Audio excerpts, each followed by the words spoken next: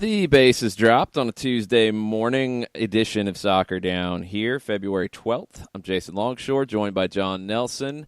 We'll be getting into a Tuesday Thoughts kind of show, and these can go more deep thoughts. And we've got a couple different topics that kind of take us down that road, John.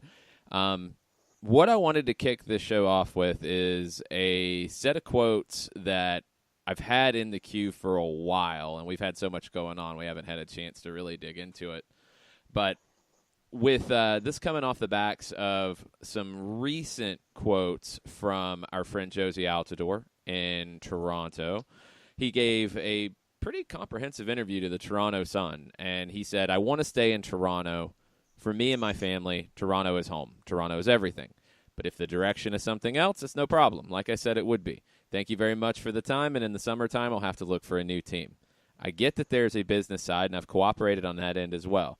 But I can't do any more than say I want to be here and try to do all the right things. But I hope in the end that I'm a Toronto player for the rest of my career."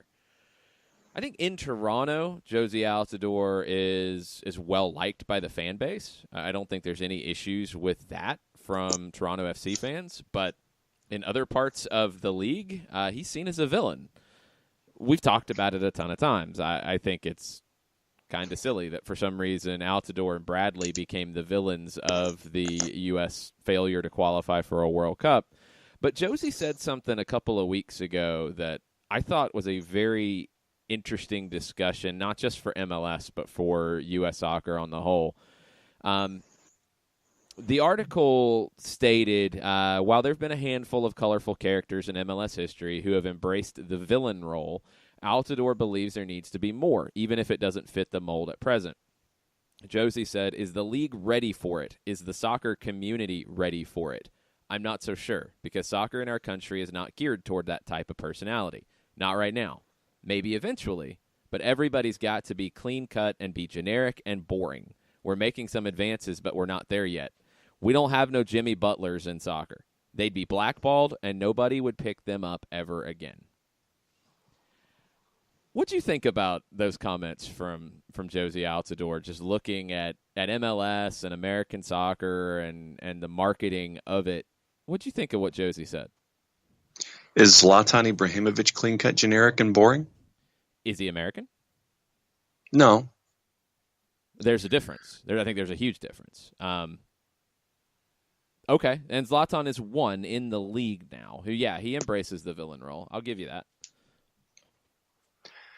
But I honestly cannot think of an American athlete in the league, and I'm buzzing through the teams in my head before I stare at the standings and give you a more in-depth answer, but I honestly can't think of any heel that is in the league right now. And I would think that if you had an individual who was American and embraced the heel, I think that you'd have every team but one and their fan bases dislike that individual, and the team that he's on would absolutely embrace it, because I've just always seen that in other sports, there's always that individual on a team that is the heel. You love to have him on your team, but you hate him when he's on somebody else's. I would think that for you. I mean, and of course, I'm also skipping over country lines here, but you go in hockey. Hockey for me is an example, like a Sean Avery type. Okay. You had a Bob Probert. You had, and a lot of these guys are enforcers that I'm going to be naming. Well, okay, Deion Sanders. People would consider him a heel if he wasn't on your team. Agreed. Dennis Rodman. Yeah. Absolutely. I mean, there's guys in all sports who've been that role. Trying to think of a baseball player off the top of my head. Not Barry really. Bonds. That's different, though. That gets into a cheating question, which is a whole different topic. And then I think the heel part came after the allegations of that. So I'll put that one to the side. But let's go down Josie's rabbit hole here about villains in the game. And yeah, I agree. Zlatan is a little different, and he is very outspoken, and he's completely fine with being hated by everybody else. I disagree with you that teams would embrace it from American players. I really do. From a locker room perspective? No, just from assigning the place from the player, from having the player in the team, from marketing that player. I think American soccer, I totally agree with Josie. I think American soccer, where he says everybody's got to be clean cut and be generic and be boring. That's been an issue on the women's national team. It's been an issue with the way the game is marketed in this country. It's something that needs to change. Players have personalities, and I think some players have had to keep their personality in check to not get blackballed, as Altidore says. Jermaine Jones? Yeah, he's a good example, actually. Also not from the American soccer culture, so it is a little different, even though he wore the U.S. jersey. He didn't grow up in this culture. I don't know if he would have been embraced if he had been that way. From growing up through youth clubs and going through the early, days of his MLS career, if he had started his career that way. I don't know if he would have been allowed to be that way. I think it's something that needs to change. I think something that you see with the NBA, and the NBA, I think from a business perspective, has done a great job kind of bouncing back after the era of Magic and Bird and Jordan, and when that era ended, they went down a bit, and they struggled, I think, to find their way, and now they have new superstars emerging, it seems like, every season, and there's a lot of compelling storylines. One reason there's a lot of compelling storylines is there's a lot of personalities in the league. And, people compare basketball to the NFL and those personalities. Yeah, you don't have a helmet on. You see the guy's facial expressions. Well, you do the same in soccer. So I think it's a bonus for MLS if they have some players with these types of personalities. Now, there's a difference, and I think it's something we do need to understand here. Barry Bonds and his heelness, I do think resulted more from a broad national perspective. He was outspoken before, and when he left Pittsburgh, go to San Francisco. He was surly. He was surly. That's a good way to put it. Surly. But that's different than the hatred that he got as he was getting close to breaking Hank Aaron's record because of the allegations of performance-enhancing drugs. I think that brings a whole different element to it. So, heels in that sense are different than heels who play the game hard, run their mouth a little bit, outspoken, play with some personality, like a Deion Sanders. I mean, would you have accused Deion as a football player of being a bad guy, a cheater, any of those types of things? I don't think so. Well, for me, no. For me, and for me, I knew him since college, so I kind of had some inside intel. Sure. And so I knew that there was a difference between Deion, the father of Deandra, and Primetime. I knew there was a difference there going in. Yeah, no, it was a bit of a character, absolutely. But there wasn't anything in his game that would cause you to say he's a bad player, he's a bad guy, any of that. He was just a showboat, a loudmouth, and he made you look at him on the field every time he stepped on the field. That's not a bad thing. We have not had many, if any, of those types of personalities who have grown up in the American soccer culture. And that's a shame. And I think it's something that does need to be addressed. I think, Josie Altidore is correct in this. Everybody doesn't need to be clean-cut and generic and boring. We need some interesting characters. I mean, let's talk about Breck Shea. Breck Shea, we saw the reactions when he was signed here. You see the reactions to him in Vancouver, which, yes, it's Canada, we know, but you get where we're going with this. Canadian soccer culture is not exactly the most exciting either. But Breck Shea, a lot of people say, oh, he sucks. Oh. Some of it's down to the fact that he's got a unique personality, and he's not afraid to be who he is. I love that. That's a plus for me. That's interesting for me. He does crazy things with his hair, and he's got tattoos, and he has some interesting quotes. Cool. Can we get more of those, please? This is a good thing. It is something to look at, and I think it's even more of something to look at and discuss when it comes to the women's game. And that's something that we'll be getting into on the Women's Soccer Weekly podcast as well, because I think there have been more criticisms of a homogenous type of, stereotype of a U.S. women's national team player and the players who make it into the NWSL. Very similar, very generic, and maybe more so than MLS and the U.S. men's national team. Both need to change. Both need to embrace players' personality. Don't force it, but don't curtail it either. I wonder what the reaction would be in the American soccer community if we had somebody like Jimmy Butler, if we had somebody like Deion Sanders as a prime player in the league, as a big-time player in this league or with the national team who had that. I wonder what the reaction would be. And I honestly don't know. It feels like there's pushback every time you see a glimpse of it. I think if you backed it up on the field, 100%. But if all you're doing is running your mouth, being different, wearing nose rings and wedding dresses, and kicking photographers, then you're going to get pushback. If you back it up, then I think that everybody accepts who you are as an individual. But that's any sport. I don't think you get that in soccer, John. You've never had it.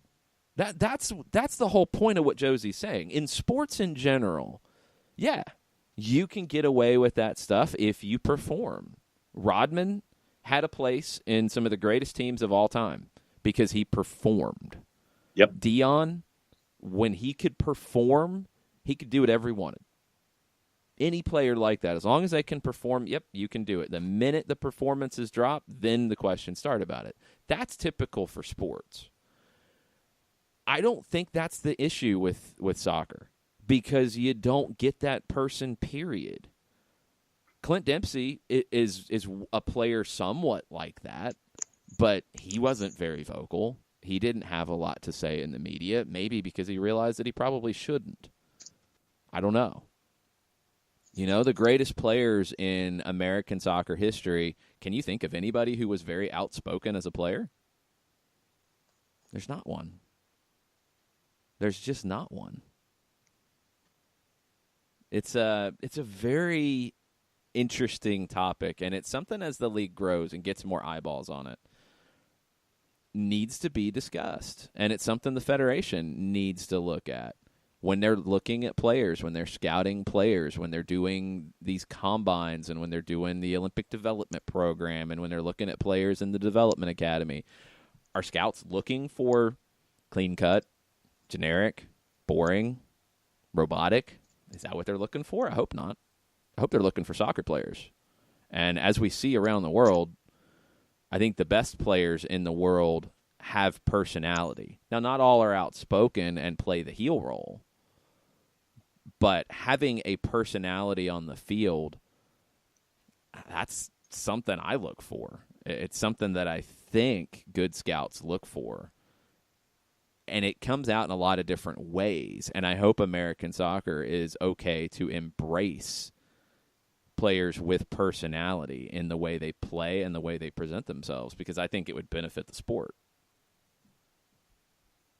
personality is always good. Once again, for me, it draws attention to you, sometimes in a good way, sometimes in a bad way. Just depends on, the incident at the time.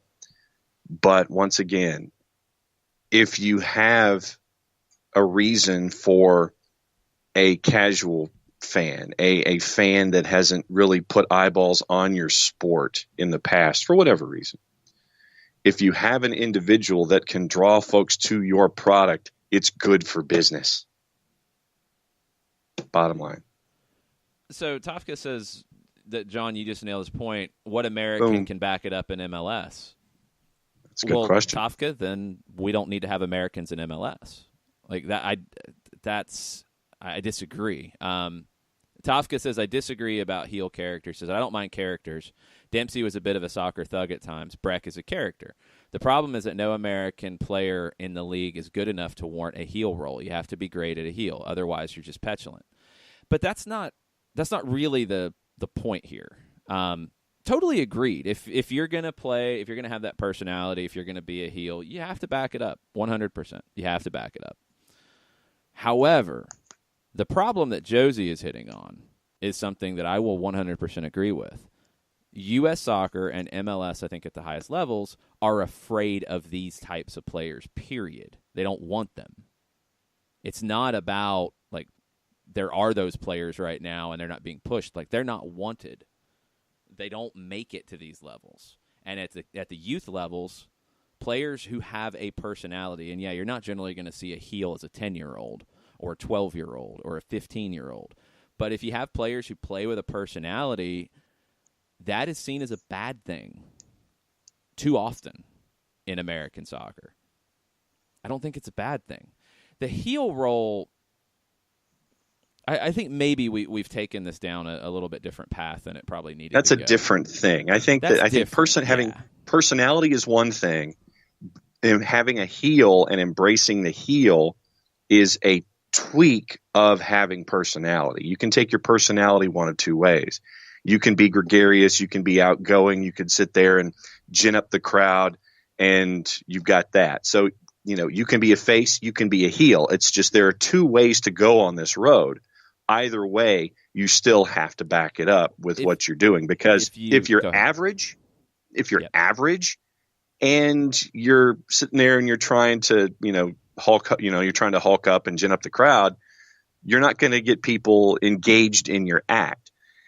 So it's like I said, it's two separate things that you can do when it comes to having personality. And I think that honestly, if you're resistant to change, then those in your business who aren't resistant to change can pass you by and have other folks engaged that you would be losing if you don't go down that road.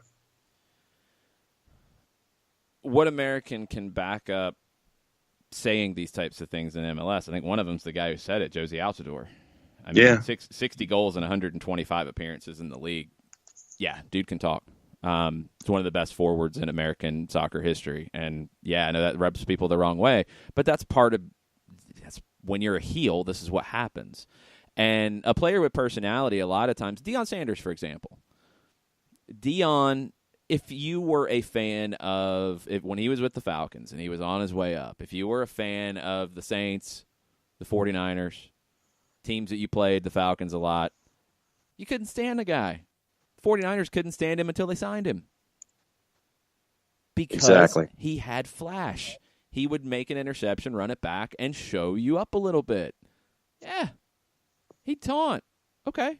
He backed it up. That's okay. Like, you can consider that a heel if you're going against that player. People consider Josie Altidore a heel when they play against him.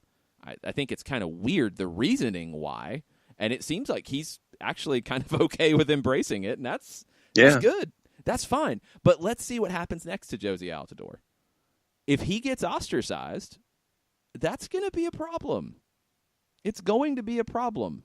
He is a player who can play.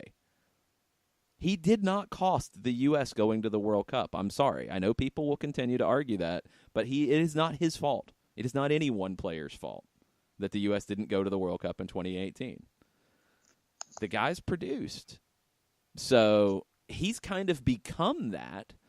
But let's talk real quick before we go to break. The top American players right now in the world. Christian Pulisic. Not a lot personality there. And I do remember when he started doing interviews and he started getting some attention. And he had a few things to say. I mean, he wasn't that bold. But I remember even a little bit of pushback then. I need to go back and see, because it wasn't even, it was a pretty innocuous quote, just like basically like they want to qualify for the World Cup and they want to win the World Cup, and just slightly bold, and people are like, whoa, you can't say that. Who else? I mean, Weston McKennie's getting a lot of attention. I can't think of one thing he's ever said. It's not a knock on Weston. It's just there's not a lot of personality in the player pool right now. There's never been. It's okay. You don't have to force it. If that's just the players who are rising to the top, then that's just the players that are rising to the top. But the fact that there's never been that, it makes you wonder.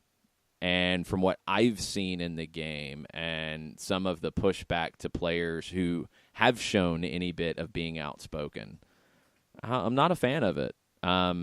Not a fan of it on the women's side, not a fan of it on the men's side. I want to see more players who are not afraid to display a personality, because I think it would help in the long run. I think it would help sell the game. I really do. It's going to be interesting to see. I think as the game grows, it's going to happen, and I wonder what the reaction is going to be to it when it happens in larger numbers. When you get an American Zlatan, maybe not in terms of his overall brilliance as a player, but in his attitude, and somebody who can back it up. Again, maybe not to the exact same degree, but can back it up. What's the reaction going to be? What if Christian Pulisic started acting like Zlatan Ibrahimovic? What would the reaction be in American soccer? I'm sure that J. Sam Jones would be writing a column from the mindset of Alpharetta Dad.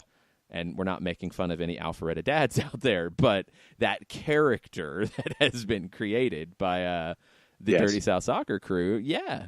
I mean, that is a part of American soccer, and I could see that character and people like that character having a serious problem with a Christian Pulisic who started acting like Zlatan Ibrahimovic. It'd be really interesting to see what would happen, but I think there'd be a lot of pushback. Let's continue the conversation after a quick break. Stay with us. We'll be right back.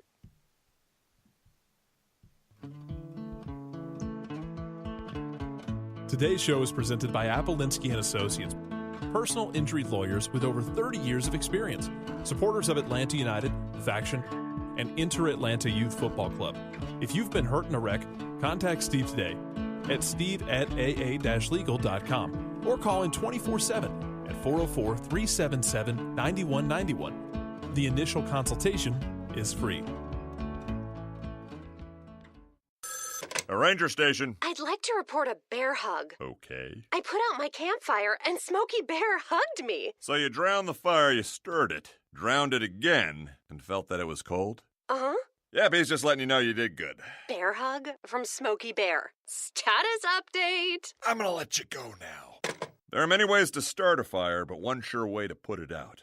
Learn how you can do your part at SmokeyBear.com. Sponsored by the U.S. Forest Service, Ad Council, and your state forester. We know that every driver is different, and a one-size policy does not fit all. That's why Country Financial offers a variety of discounts, so you get the coverage you need and the savings you deserve. From good driver to good student, multi-policy to multi-car, we've got a discount to suit every driver. Call Jason Wright at 678-568-6871 today to see what you could save. On Facebook at Jason Wright Agency, or by phone at 678-568-6871. Discounts vary by state. Policies issued by Country Mutual Insurance Company, Country Preferred Insurance Company, or Country Casualty Insurance Company, Bloomington, Illinois. Every hiring manager knows that a company is only as good as the people it's made from. So where do you find the best people? That may surprise you. Meet the grads of life. Young adults of unique determination and experience. An ideal fit for your company in an entry-level position, internship, or even mentorship. They might not have every qualification you typically look for, but they're exactly who your company needs. This is talent worth knowing about. Go to gradsoflife.org to learn how to find, cultivate, and train this great pool of untapped talent. Brought to you by the Ad Council and gradsoflife.org. Yeah, this is going to be fun. I like it. This is good discussion here. Bartimus Prime gets a stab at Michael Bradley because that's what he does with the hashtag boycott Bradley. You'll never convince Bart that it's not all Michael Bradley's fault for the 2018 failure. Bart, we weren't even talking about Michael Bradley. I don't think he is a heel. He can be a little outspoken. I think some people think of him as a heel because of that. But I think John, JNAMNS, on Twitter has a good point. Josie blowing kisses at the supporter section while we booed him last season shows me he's embraced playing the heel from time to time. Cool, good. I like it. Yes. I mean, what else is he supposed to do? Like, that's a good thing. It got the supporter section more riled up. It created something to talk about. And, again, Josie backs it up. So, cool. I'm down with it. But, here's where it gets interesting. I'm going to read two tweets back to back. Thad Dooley, give me an American central defensive midfielder / stopper / center back, well-versed in the dark arts with hard-hitting tackles and an ego. I would love it. Trains says, you want a dirty player like Felipe from Vancouver? ? One of the quotes from Jurgen Klinsmann that I really did like, and I believe it was during the semifinal round of qualifying for 2014 when they were first getting into some of the CONCACAF-iness. He said they needed to get nasty. And I loved it when I heard it because I knew what he was getting at. But, man, you got some pushback on that one. And it seems funny. The one that I agree with him is the one that a lot of people pushed back on. But let's take a player along the lines of Thad Dooley. Sergio Ramos. How would Sergio Ramos be treated if he was wearing the U.S. jersey? What would the reaction be to Sergio Ramos? I think that those here in the States who are coming into the game as casual fans, new fans, But no, those aren't the ones who drive the American soccer culture, though. And that's a difference. That's a big difference. Okay, go ahead where you're going because I think there's two different levels to this. So casual fans would react in what way? I think the casual fan would dig it. You think? I think so. Okay. I think somebody who's edgy, for me, there's a difference between edgy and dirty, and it's a very thin line, and it changes. And I know this. It's a very blurry line in the sport. Very, very blurry. Yeah. So I think that someone, and the point was made on our timeline about what Matt Miazga did in the one match. It was against Mexico. That's a good one. Yes. So I think if you're trying to bring in the casual fan, first-time fan, new fan, I think that kind of that edginess brings them in and attracts them, and then how do you keep them, I guess, is the larger question from there. So that's just my perspective on that. I know that those who are entrenched in national team and those who have grown up with the sport being a certain way, I think that there would be a lot of folks who would turn their nose to that kind of stuff. But I think that those coming in would accept it and, hey, red, white, and blue, we're edgy. Good. Let's get after it because of, what you're currently fighting. But I think that those who've been fans of the sport and of the national team for longer, I think that they would obviously have some, their nose would turn up to that kind of stuff. Yeah, but here's the deal. This is where it gets really interesting is I don't necessarily disagree with you. I think casual fans who are new to it and let's say you take the Real Madrid-Liverpool Champions League final and you put it into a U.S.-Mexico context, and Sergio Ramos is wearing the U.S. shirt, and he does that to a Mexican player, and the player's injured in the takedown of Mo Salah. I think casual fans would have gone nuts about it, and not in a bad way. No, not in a bad way. They would have said, well, there's no foul. He's playing on the edge of the rules. Yeah, go USA. I think the people who feel like they have ownership of American soccer culture would have had a big problem with it because these are the same people who let's flash backwards to qualifying, final day. U.S. stinks it up in Trinidad. How does Panama qualify for the World Cup? On a goal that wasn't a goal. Flat out. There's just no arguing it. You can say whatever you want, but Panama qualified for the World Cup on a goal that was not a goal. It did not cross the line. But there was a lot of pushback if you were an American soccer person, and you mentioned that. It was an excuse. You can't say that. You can't whine about it. It wasn't a goal. But no, you can't whine about that because that's not how we want to do things here. This kind of all goes into that. This is why it's complicated. If that had been Argentina not qualifying for a World Cup and any other country in South America was in the Panama role, you don't think they'd still be talking about it? I mean, come on. Like, seriously. Oh, I know. Well, the New Orleans Saints. I mean, awful call. Horrible call that keeps him out of the Super Bowl. And ask newspaper editors how they thought about that. Ask anybody how they thought about it.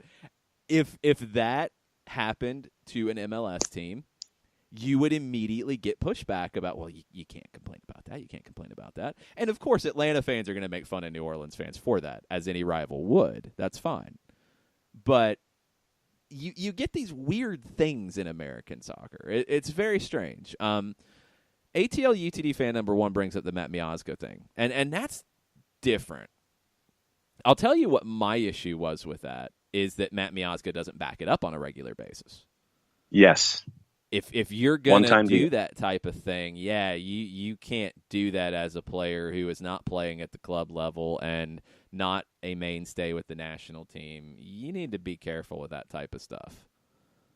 That's my issue with that. If it was Josie Altidore or Michael Bradley, 2 very established U.S. men's national team players. Right now, I think some fans would have a problem with those guys breathing, let alone doing anything to taunt. But if it was an established player who did that, if it was Christian Pulisic, who was 6'4", who he's not, if it was Christian Pulisic taunting Diego Lainez, I don't think it would be as big of an issue because it's 2 top young players talking some trash. I had a little bit of the issue when it was Miazga because I don't think he's earned that opportunity to do that. That's a different element to it, but it is a valid point about the heel side. Some people loved it. Some people hated it. It's very, very interesting, and the Garlic Bread Warlord adds another element to this. Playing the heel takes an emotional toll if you aren't 100% a heel to begin with. See LeBron James. It's easy to be the bad guy at the height of your powers, but it's draining when you're ready to drop the mantle and they won't let you. Well, that's when you have to do the face turn. That's when you have to be the wily veteran who's hanging on and leading a group of young upstarts and, write the script, and there you go. It's a very interesting discussion. So let's go back to Sergio Ramos. Like you said, you think casual fans would be into it. You think people who are people in the American soccer universe who have some say over the culture that comes out of it, that they would have a problem with it. I'll tell you what I think. I think if Sergio Ramos was coming up through the American soccer system, he wouldn't have made it that far. Flat out. I don't think he would have made it that far. I think he would have been seen as a cheater. I think if he'd come up in England, it would have been the same thing. I don't think he would have made it to where he was in the American soccer culture. I think he would have been seen as a bad guy. Felipe, that was the question from Trains, was do you want a Felipe? Would you want a Felipe in a U.S. national team shirt in CONCACAF qualifying? Felipe himself, probably not, because I think there's better options. But a Felipe-type player that gets under your skin and is that bulldog that'll drive you crazy. Osvaldo Alonso, similar type of player.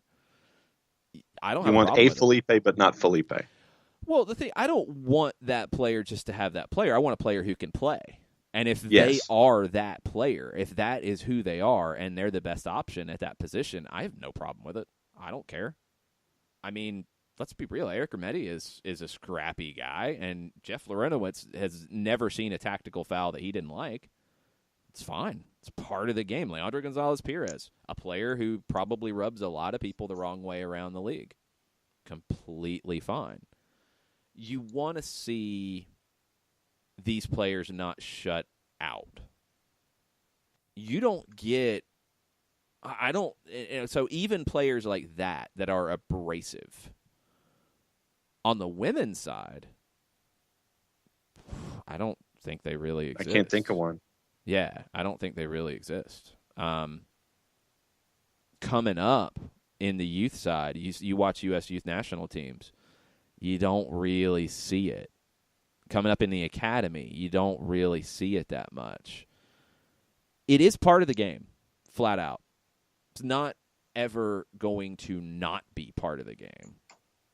So it's an interesting discussion. Where's the line on being a heel? Is it, being outspoken? Is it taunting, like a Matt Miazga situation? Is it headbutting, as Joe Bost asks? Is it playing incredibly physical, crossing the line at times in terms of challenges and fouls, like a Sergio Ramos, a Vinny Jones? Vinny Jones is beloved by some and hated by others. I don't know if he would have made it anywhere in the U.S. system. There is a little bit of those players just not accepted. It's really, really interesting. I'm glad this is getting some conversation going. I like it. Percy Herrera is with you on Sergio Ramos, who says casual fans would absolutely dig a Sergio Ramos. NBA, NHL, NFL thrive on showboating, cockiness, and physicality. Would be a good transition. Kevin from Charlotte chimes in about this element of things and says, the U.S. hasn't earned respect from other countries, and we often cater to other countries' feelings. That's a great point. That's an outstanding point. That gets back to something I've said before, and I know Alexi Lawless has said it too, and people have really bashed him for it. There is an American soccer inferiority complex in some ways. And maybe, as Kevin says, that's why you have this, is that American fans feel like American soccer hasn't earned the respect from other countries. It doesn't have that respect, so you have to try to cater to them. You don't want to upset anybody. Maybe that plays into it subconsciously. That's a very deep thought for a Tuesday morning at 9:37, but there might be something to that, Kevin. John P. says Altidore is the closest right now, but he's more a plain thug. See, I don't know why you consider him a thug, John. I don't. He's a physical player. He's a big guy, and he's strong. And, yeah, people bounce off of him at times, except for Julian Gressel when they went shoulder to shoulder in the corner at Mercedes-Benz. That was kind of funny. I don't know if he's a thug. I don't get the thug element to Altidore. I don't see it. I don't even know really, like, outside of some of the things Josie has said in response to being booed, I don't know where the initial, because this was happening before the qualifying campaign, that people didn't like Josie. I don't really know where it came from. There was a lot of people who thought that he should have done better in England. He was on bad teams. He should have done better in Europe. And I think it goes back to that thing about, well, if players come back to the U.S. or MLS, that they're failing, and people held that against him. I don't know. Yeah, I don't know. I don't get some of the dislike for Altidore. It's been there before the qualifying campaign, and that just blew it up. Alifi chimes back in. America isn't ready for a Ramos or a Marco Materazzi. Ooh, that's a good one. They want a Gattuso, but not the surly attitude that goes with him. I would love to see a Gattuso. Ricked era UGA fans, prime example. Didn't want the culture of Miami, jealous of the titles, but would rather have lost, quote, the right way. Ooh, that's a good one. That is very different than the worldwide attitude toward soccer. The right way thing, yeah, it comes up. Comes up a lot in college sports. Comes up a lot in professional sports in the U.S. too. There is no real right way in soccer around the world, I don't think. That's just not part of the lexicon. But in the U.S., And maybe in Canada, too. I don't know the Canadian culture as well, but maybe there's some overlap here. There is an element of that. It's a very interesting discussion. The Mark Richt UGA Miami thing, yeah. And see, it's funny because I grew up in this area, loved UGA, went to UGA, big Herschel Walker fan, Georgia football fan, but I liked the U. I dug the U when they came up. Despised the U. Well, you're a Florida State guy, so you can't have a completely unbiased opinion here. And Florida. You're a Florida State guy. You can't have an unbiased opinion. That's different. Correct. I'm Georgia. I don't really care about any of them. But Miami, I liked Miami when they came up because they were brash, because they were a little edgy. I was okay with it. They backed it up. But they backed it up. Now they crossed the line at different points for sure, but they backed up the talk. They backed up the attitude. It did. I didn't care. I've also, loved hip hop and punk rock music and stuff like that. That does push the envelope, and I'm cool with it. So, yeah, this is a really interesting point that Alifi makes about Mark Richt and UGA and Miami and Marco Materazzi. Ooh, man, that would be fascinating if there was a Marco Materazzi type player in the U.S. national team pool or a Gattuso. There just isn't really. I hope we get it. I hope we get players like that because I think, obviously Gattuso, Materazzi, Ramos, they're winners. Are they winners because of the attitude, because of the way they play, because of the personality? That's a different question.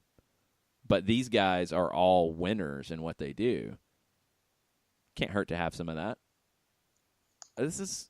It's going to evolve just because I think that as the league grows, it has to. It will.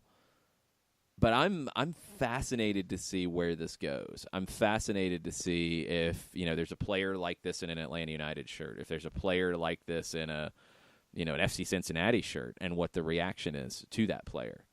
What's the reaction going to be in Minnesota to Osvaldo Alonso, who is kind of prickly on the field? Definitely an aggressive player. How are Minnesota fans going to look to him? They need a player like that. How are they going to look at him? This is going to be fun. It's going to be a fun year as this league continues to grow and we get into more of these types of conversations. Let's take a break and reset. More of your thoughts on a Tuesday on Twitter after this. As a business owner, you know that every year brings new challenges and opportunities. The success of your business demands expertise and focus. And Country Financial can help you keep that focus by helping ensure you have the right insurance protection in place to meet your goals. Jason Wright can help you create a customized insurance plan that has coverages designed just for your business. Give Jason a call at 678-568-6871 or reach him on Facebook at Jason Wright Agency. Coverages vary by state. Policies issued by Country Mutual Insurance Company, Bloomington, Illinois. Got issues with youth or high school sports? Positive Coaching Alliance can help. PCA is a national nonprofit working to transform youth and high school sports so that every child has a positive character-building youth sports experience. PCA provides live and online workshops to train double-goal coaches whose first goal is winning and whose second, more important goal is teaching life lessons through sports. PCA also has workshops for parents and high school student-athletes. For more information, please visit positivecoach.org. If you've been hurt in a car wreck, contact my friend Steve Apolinski of Apolinski & Associates. He's been representing individuals for over 30 years throughout Georgia and Alabama. Email him at steve@aa-legal.com or call him 24/7 at 404-377-9191. The initial consultation is free.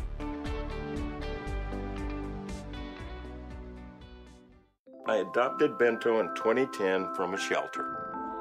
This cat makes me make art. He's always motivating me to draw pictures of him. He just is motivating artistically. He's my best friend, but a lot of people know him as Keyboard Cat.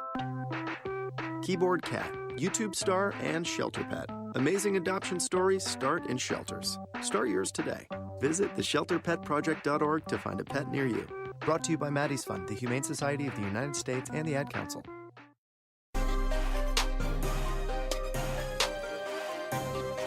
Welcome back. Tuesday Thoughts. Some deep thoughts this morning. Just talking soccer in the U.S. and some Canada, too. Dwayne De Rosario was a Canadian legend that had a little bit of this, a little bit of that personality. Don't know if I'd go so far as to call him a heel, but he definitely had a personality, and at times that clashed with Canadian soccer. So maybe they do have the same issues. Tofka TLC with a great example, Hope Solo. Best female keeper in the world in her day. I absolutely agree with that. Unbelievable player when she was at her peaks. When she, let's see, let's go back to her heel turn after the U.S. was bounced in the World Cup in 2007, when she was benched for the semifinal and Brianna Scurry was brought back in after Solo had played the whole tournament. And she was incredibly outspoken about it. A lot of people agreed with her. A lot of people were very angry that she did what she did. And she was completely ostracized from the team. Remember, she had to fly home from China by herself. That happened. She wasn't allowed to eat with the rest of the team. That happened. What she said, maybe slightly over the top, but correct. Tell me another major tournament like a World Cup where you've seen a goalkeeper who is potentially at that stage the goalkeeper of the tournament benched for a semifinal. You don't have an example because it's never happened, because it was one of the worst decisions in a major tournament ever considered. Unbelievably bad decision to bench your goalkeeper going into the semifinal for no good reason. I think the excuse that Greg Ryan had was that Scurry had success against Brazil in the past. It's unbelievable. I'm rereading the quote. Hope Solo's quote? Yep. What'd she say? It was the wrong decision, and I think anybody that knows anything about the game knows that. There's no doubt in my mind I would have made those saves. And the fact of the matter is it's not 2004 anymore. It's not 2004, and it's 2007, and I think you have to live in the present, and you can't live by big names. You can't live in the past. It doesn't matter what somebody did in an Olympic gold medal game in the Olympics 3 years ago. Now is what matters, and that's what I think. She wasn't wrong.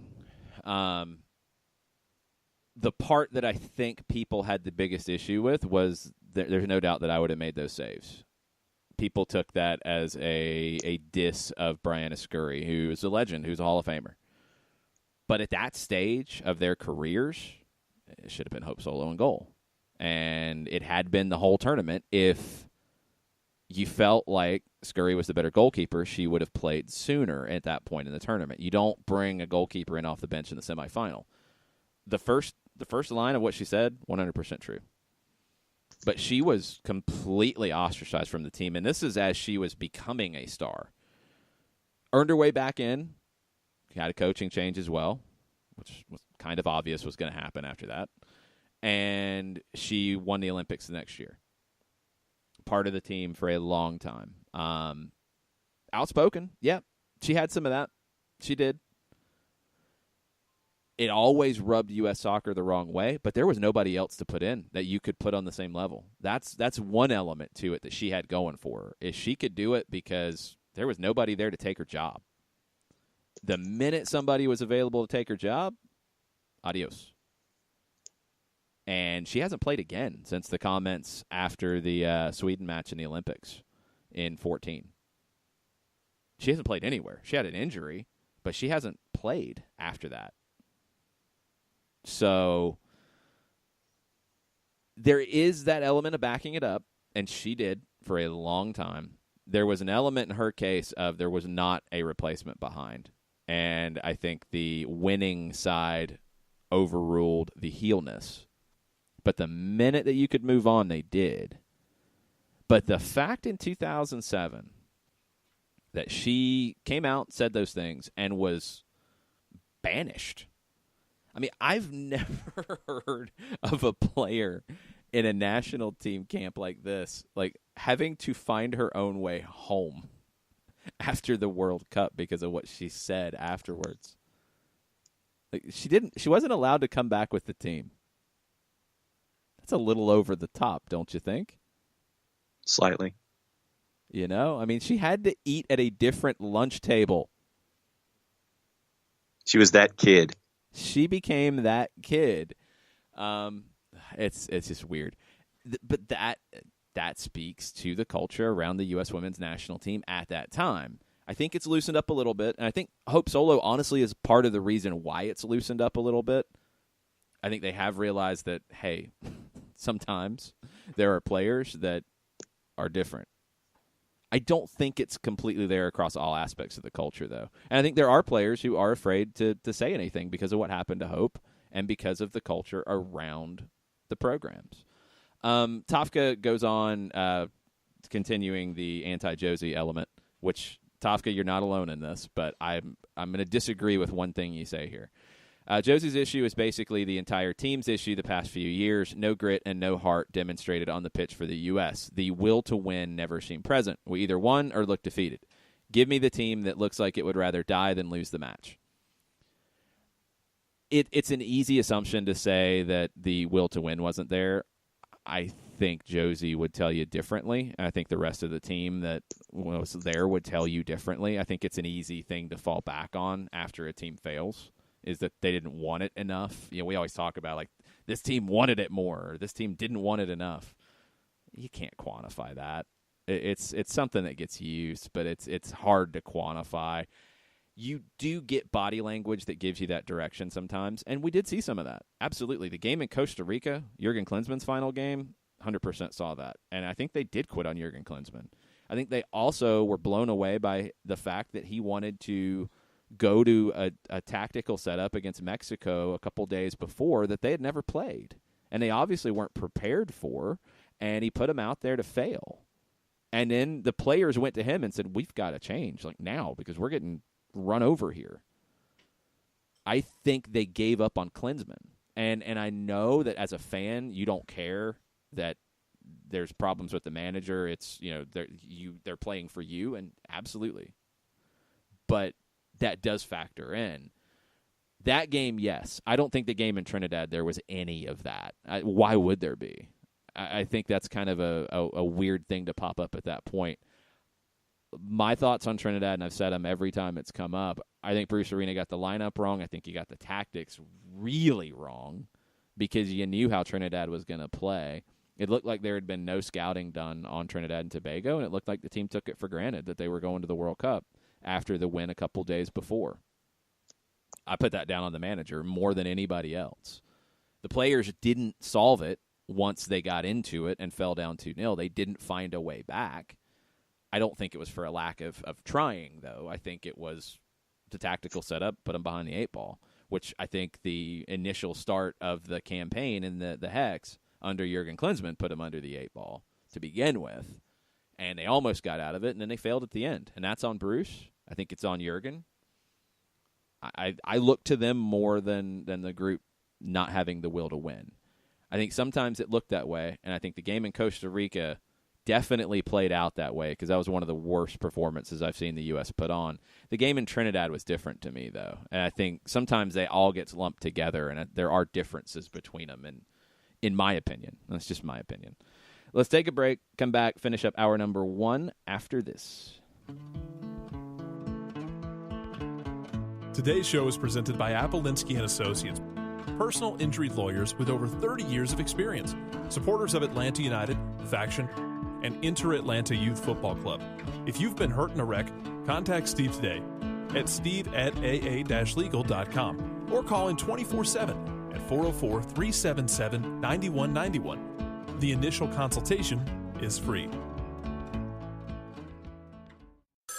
A ranger station. I'd like to report a bear hug. Okay. I put out my campfire and Smokey Bear hugged me. So you drowned the fire, you stirred it, drowned it again, and felt that it was cold? Uh-huh.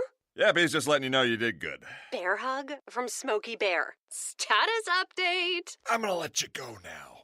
There are many ways to start a fire, but one sure way to put it out. Learn how you can do your part at SmokeyBear.com. Sponsored by the U.S. Forest Service, Ad Council, and your state forester. We know that every driver is different, and a one-size policy does not fit all. That's why Country Financial offers a variety of discounts, so you get the coverage you need and the savings you deserve. From good driver to good student, multi-policy to multi-car, we've got a discount to suit every driver. Call Jason Wright at 678-568-6871 today to see what you could save. On Facebook at Jason Wright Agency or by phone at 678-568-6871. Discounts vary by state. Policies issued by Country Mutual Insurance Company, Country Preferred Insurance Company, or Country Casualty Insurance Company, Bloomington, Illinois.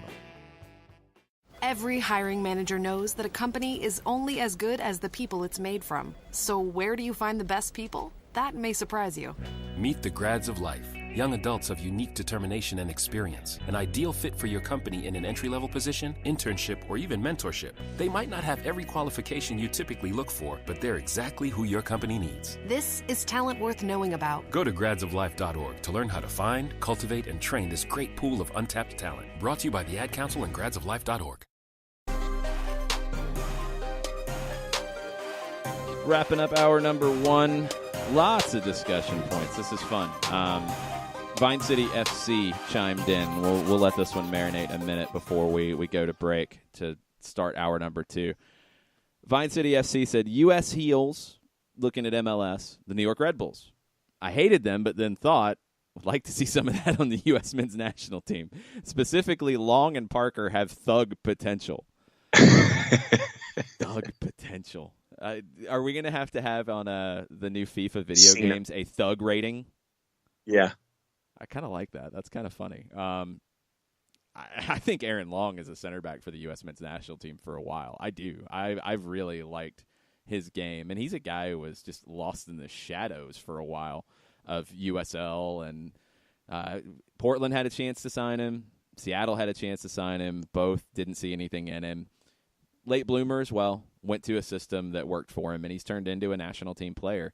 I think he's a better center back than Parker with the national team, but when you have two players playing at a club team like that together, maybe you just pair them up with the national team and let them go. I'm all for it. Just wind them up and watch them go. All right, we've got more to talk about personalities, about heels, about thugs, about outspokenness when it comes to American soccer. We've got some other things to talk about too, but we'll finish up the conversation on the personality of the game in the United States after the break. If you have thoughts, tweet them at us at Soccer Down Here. We'll be right back. As a business owner, you know that every year brings new challenges and opportunities. The success of your business demands expertise and focus, and Country Financial can help you keep that focus by helping ensure you have the right insurance protection in place to meet your goals. Jason Wright can help you create a customized insurance plan that has coverages designed just for your business. Give Jason a call at 678-568-6871 or reach him on Facebook at Jason Wright Agency. Coverages vary by state. Policies issued by Country Mutual Insurance Company, Bloomington, Illinois. Got issues with youth or high school sports? Positive Coaching Alliance can help. PCA is a national nonprofit working to transform youth and high school sports so that every child has a positive character-building youth sports experience. PCA provides live and online workshops to train double goal coaches whose first goal is winning and whose second, more important goal is teaching life lessons through sports. PCA also has workshops for parents and high school student athletes. For more information, please visit positivecoach.org. If you've been hurt in a car wreck, contact my friend Steve Apolinski of Apolinski & Associates. He's been representing individuals for over 30 years throughout Georgia and Alabama. Email him at steve@aa-legal.com or call him 24/7 at 404-377-9191. The initial consultation is free.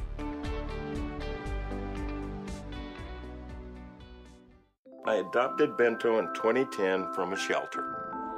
This cat makes me make art. He's always motivating me to draw pictures of him. He just is motivating artistically. He's my best friend, but a lot of people know him as Keyboard Cat. Keyboard Cat, YouTube star and shelter pet. Amazing adoption stories start in shelters. Start yours today. Visit theshelterpetproject.org to find a pet near you. Brought to you by Maddie's Fund, the Humane Society of the United States, and the Ad Council. You're listening to Soccer Down Here daily on SDH Networks, a division of OSG Sports. Find us at Soccer Down Here on Facebook and Twitter. The time is now the top of the hour. Peep, y'all.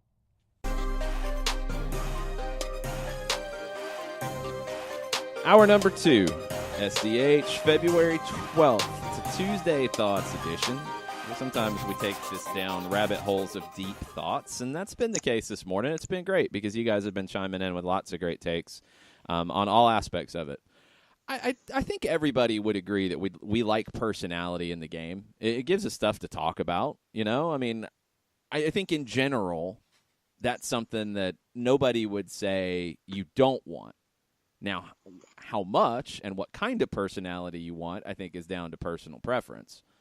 But I guess, John, the issue would be when you have the culture that is created around the game in the country that feels like it stifles personality. That's a little bit different than having an issue with a specific individual. Yeah, I mean, what happened when what happened when Danny Noonan was allowed to play in the Caddy Championship or in the match with Ty Webb, since Ty couldn't do it or Al couldn't do it? Well, no, Danny showed, but Danny wasn't a heel, but Ty was. Yeah. So if we're gonna go how was Ty Webb a heel? Ty was he was a heel. Judge Smales Hold up. To the culture at the country club, who was the heel? Al Chervik. No, it was Ty Webb. He was ostracized. They didn't like him. They couldn't stand him. And Smales didn't want anything to do with Chervik. He put up created the culture. He didn't put up with his reaching, but in that world, to the outside person, obviously, in the way the movie was presented, we know who the heel was. But in that culture, the brash, the weird, the outspoken, they were pushed to the side. Oh, so when Smales has when Smales has the meeting with Danny and asks him if he wants to be on the side of goodness or badness, who's establishing the culture? Smales. Judge Smales. Yeah. So he was creating the culture, and he was trying to bring somebody over to the dark side. And so, see, yeah. I mean, so then now, why is Ty heel? You're not understanding me, John. To us, we know who the heel was. To us watching it from the outside. The whole culture was a heel culture. It was like we look at it as the culture at the country club. It was bad. Yes. But inside the country club, that's why I said Ty Webb was a heel. And what was Rodney Dangerfield's character's name? Al Chervik. Yes. They were heels to the country club folks. And they were pushed out, and they were ostracized. That's what I'm saying. So I don't think U.S. soccer is Bushwick in terms of being a heel culture that is keeping anybody with a different perspective out. But the people creating that specific culture, that world, they looked at the people who were different than them, who were outspoken and brash, as bad folks, as heels. Do you get what I'm saying? Yeah. Okay. Yeah. Like to the movie was presented obviously as the whole country club culture was the heel in the movie. And yeah, it was. I mean, obviously, that's the way it was presented. So in that case, though, like they looked at Ty as like, oh, he's got personality. He's kind of wacky. We don't like him. I wonder what. I don't think American soccer is the Bushwick Country Club, but that's a little extreme. It's a movie too. But you do generally push people out who are more outspoken. It happens. I mean, they have to sit at a different lunch table. They're not allowed to be with the cool kids. But who decides who are the cool kids? That's the question. The country club, because they were there first. Well, but at a school, who are the cool kids who have the cool lunch table? It's the culture that's created. And when I think you keep people who are a little different out of it, who might have a few things to say, might question it, that's the problem. The Hope Solo point, Tafka said she's 37 years old now. Moving on was kind of a requirement after 2015. In 2016, she was the Olympics. I said 2014. I had my Olympic years mixed up. But U.S. Soccer suspended Hope Solo for 6 months after her comments, where she called the Swedish team a bunch of cowards in reference to their ultra-defensive tactics. The IOC did not suspend her. They said people are free to say those things. We wouldn't stop their right to express themselves within boundaries, obviously. Said it was disappointing. Pia Sundhage said, I don't give a crap. I'm going to Rio. She's going home. It's pretty funny. But, yeah, she was suspended 6 months. Now, U.S. Soccer said there were other reasons and previous misconduct that had influenced it. And there were other things like the drunken driving of a U.S. Soccer van. That was a bit of an issue, yes. Yeah, that was Jeremy Stevens who did that, right? Yes. Yeah, but that's a problem. That's a bit of a problem. But the suspension was after comments that were made that, again, it feels a little weird. It's easier to do that to a player who at that time was 35, but was also coming off of starting every game in the Olympics. Now is a different conversation, but she hasn't played since then. She's been shut out from everything since then. And she got suspended for 6 months. Kind of weird. Anyway, the Hope Solo issue is a that could be a long 30 for 30, 90 for 90. I was going to say. For 120. And it'd be a great one, too, because she had a very different experience coming up in U.S. Soccer, and that's maybe why she was an outsider most of the time. And why, when she ran for U.S. Soccer president, not a lot of people took her seriously. She had some very good points. Did I agree with everything she said? No, I didn't. But she had some very good points, and she was talking about some elements of the race that were not being discussed and should have been discussed more. I'd like to see her voice, within reason, included more, because I think she has a lot of very unique perspectives. We'll see what happens. The whole politics of U.S. Soccer is definitely going to be interesting as we go forward. Last one on this from Nick Alifi. Josie may not have heart or be more fragile than a porcelain feather, but he is not a thug. I bristle even writing that word. And that word is taken on some different contexts, and that's not how we're using it here at all. I want to make that abundantly clear. Josie made a heel turn because his feelings were hurt, not because he wanted to display his powers. Major difference. Absolutely. But all of us from a wrestling background, how many times do you see a heel turn because they don't get the reaction that they wanted from the crowd? And they turn heel. Happens a lot, actually. Trying to think of the last really good one where they came out and trashed the crowd after not being treated the way they wanted. Elias last week. Well, he turned every other week the following week. The Rock is a great example. When The Rock went from Rocky Maivia to The Rock, he said, you guys are booing me, and I don't like you, and I'm a bad guy. And then he turned face again because he was so good at being a bad guy, which can happen as well. Yeah, that's I think the best example. And you had the Hollywood version of The Rock. But that's during that 2.0. Okay, you're mixing like 20 things up into one and going to confuse everybody. That was a different heel turn for a different reason. His feelings were hurt when he was Rocky Maivia and fans were chanting, "Die, Rocky, die." So he turned heel. Josie Altidore, feelings were hurt because people said he didn't have heart. As Nick Alifi says, he's more fragile than a porcelain feather. That's a good one. People said things about Josie Altidore that he didn't care for, so he played to the crowd and cupped his ear and did things to the supporters to rile them up. That's a good heel turn. I like it. Yep. I really like it. And that's why I think Toronto fans love it, because they're fine with it, because he's in their shirt and he's producing and he's doing the business and he's giving the opponents the business. I'm cool with that. I would be completely cool if we get more of that. I loved it, the whole incident with Chris Armas and playing to the crowd and handshake gate. I loved it. Chris Armas, I wish that the Red Bulls and I wish that Armas had embraced. He didn't own it. He didn't follow up. Yeah, I mean, you don't have to like be a jerk to everybody you see to be a heel. Like the thing about being a good heel is there's truth in what you're saying. Yes. If you're just any good promo, crazy, you're not a heel. You're just ridiculous.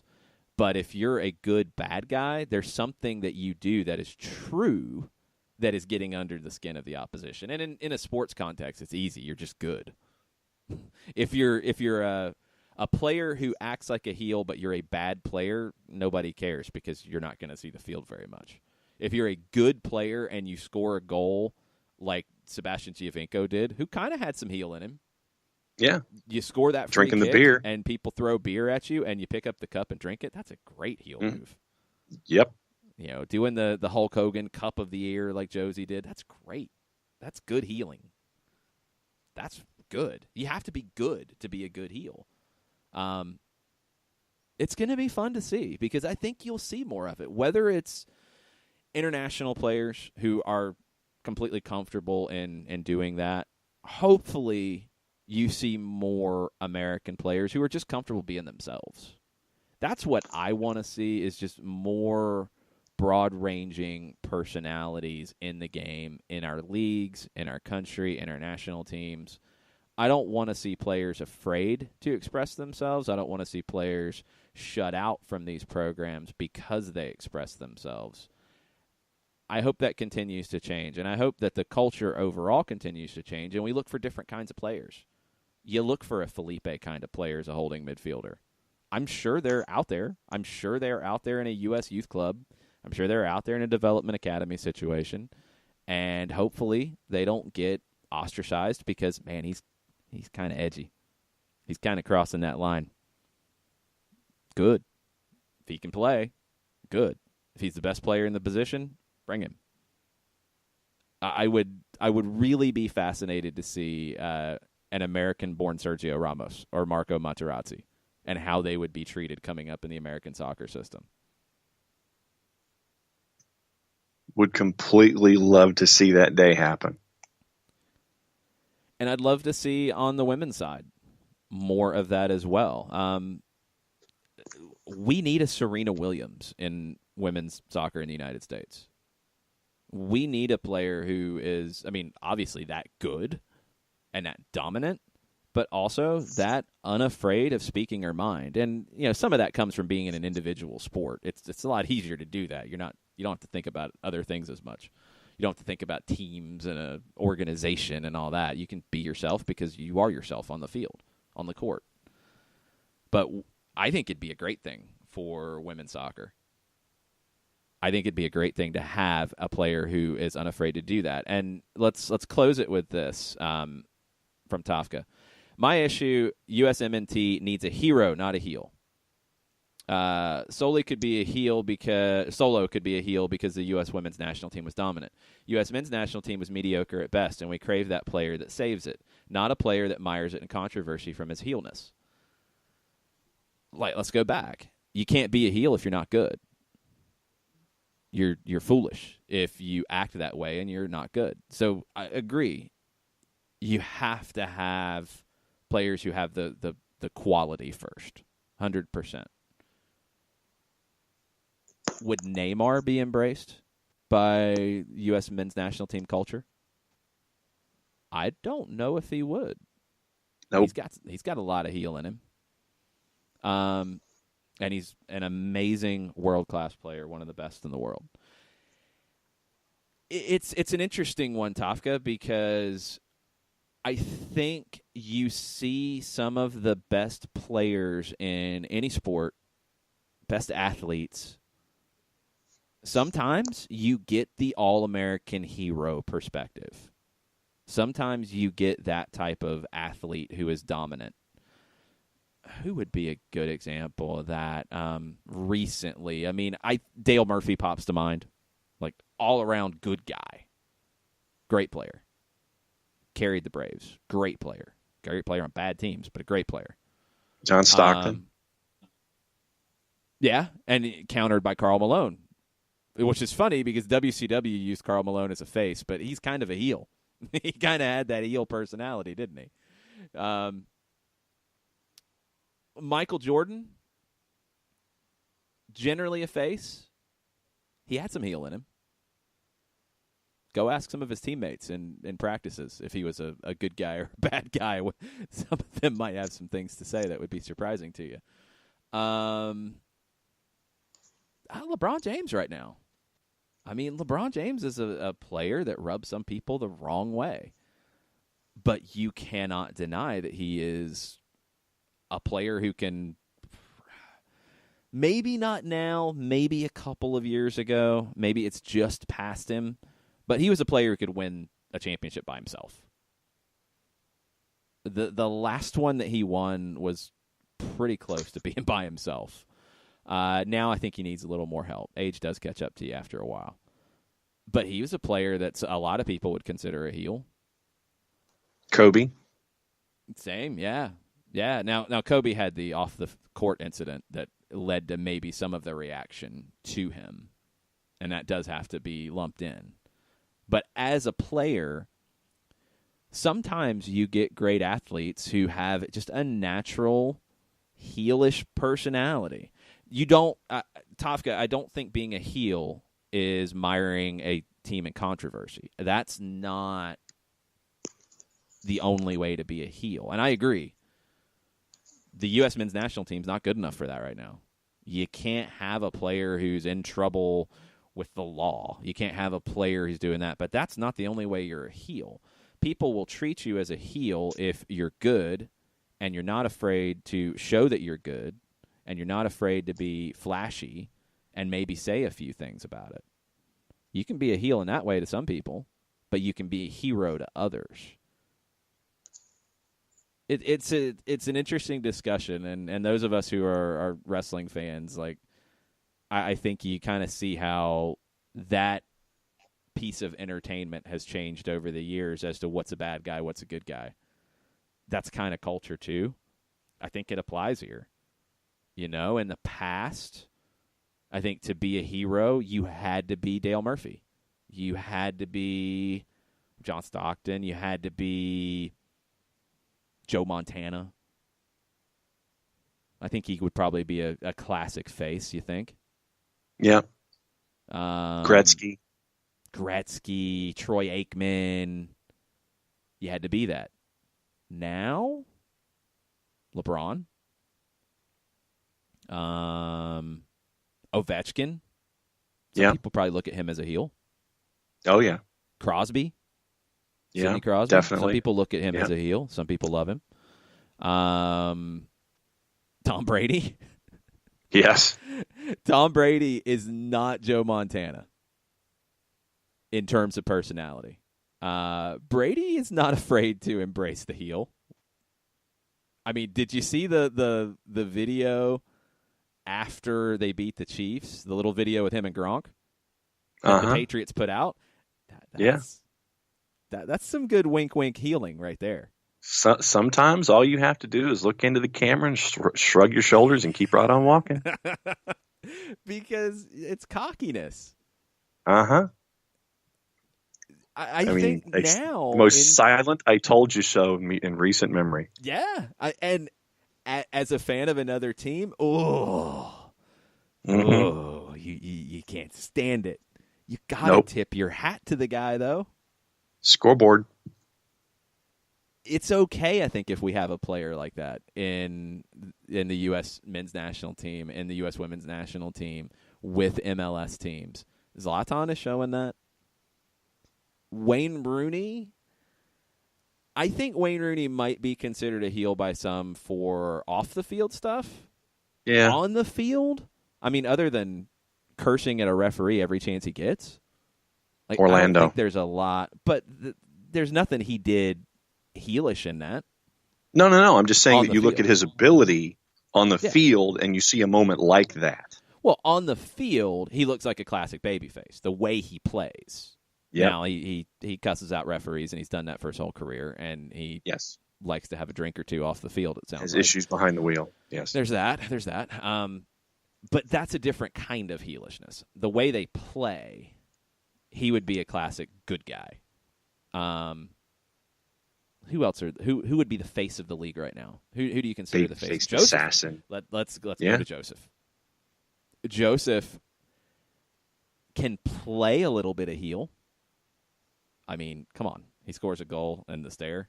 This is a little bit of the Bendix stare.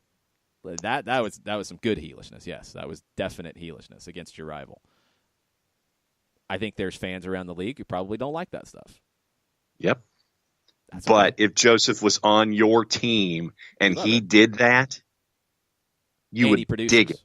And he produces. If Joseph was born in Dalton, Georgia, and was that player and put on a U.S. men's national team shirt and scored against Mexico and did that stare, he'd be a hero. He would be that hero, even though some would maybe consider that action heelish. The line is much more blurry now than it used to be. And I hope U.S. soccer and just the culture around American soccer catches up to that, because I don't think it's quite there yet. Not the way other sports are. It's going to be fascinating to revisit this in a while. But thanks, y'all, for listening and being part of the conversation, because I think it was very interesting. I learned a lot. It's all about faces and heels, baby. It is, but shades of gray too. And I think now shades of gray dominate more than pure good guys, pure bad guys. It's more of, well, sometimes this, sometimes that. Sometimes it's not, if somebody gets under your skin, sometimes it's okay to lash out and get your pound of flesh.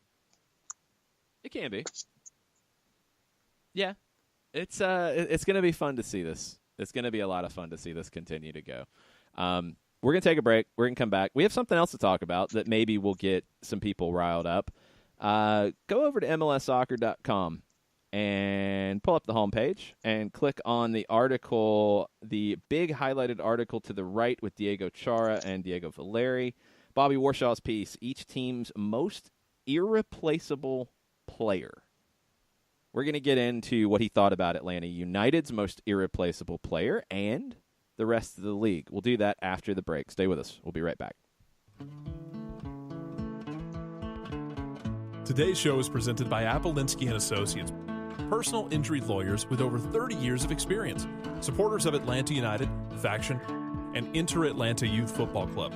If you've been hurt in a wreck, contact Steve today at steve@aa-legal.com or call in 24/7 at 404-377-9191. The initial consultation is free. A ranger station. I'd like to report a bear hug. Okay. I put out my campfire and Smokey Bear hugged me. So you drowned the fire, you stirred it, drowned it again, and felt that it was cold? Uh-huh. Yeah, but he's just letting you know you did good. Bear hug from Smokey Bear. Status update. I'm gonna let you go now. There are many ways to start a fire, but one sure way to put it out. Learn how you can do your part at SmokeyBear.com. Sponsored by the U.S. Forest Service Ad Council and your state forester. We know that every driver is different, and a one-size policy does not fit all. That's why Country Financial offers a variety of discounts, so you get the coverage you need and the savings you deserve. From good driver to good student, multi-policy to multi-car, we've got a discount to suit every driver. Call Jason Wright at 678-568-6871 today to see what you could save. On Facebook at Jason Wright Agency or by phone at 678-568-6871. Discounts vary by state. Policies issued by Country Mutual Insurance Company, Country Preferred Insurance Company, or Country Casualty Insurance Company, Bloomington, Illinois. Every hiring manager knows that a company is only as good as the people it's made from. So where do you find the best people? That may surprise you. Meet the grads of life. Young adults of unique determination and experience. An ideal fit for your company in an entry-level position, internship, or even mentorship. They might not have every qualification you typically look for, but they're exactly who your company needs. This is talent worth knowing about. Go to gradsoflife.org to learn how to find, cultivate, and train this great pool of untapped talent. Brought to you by the Ad Council and gradsoflife.org.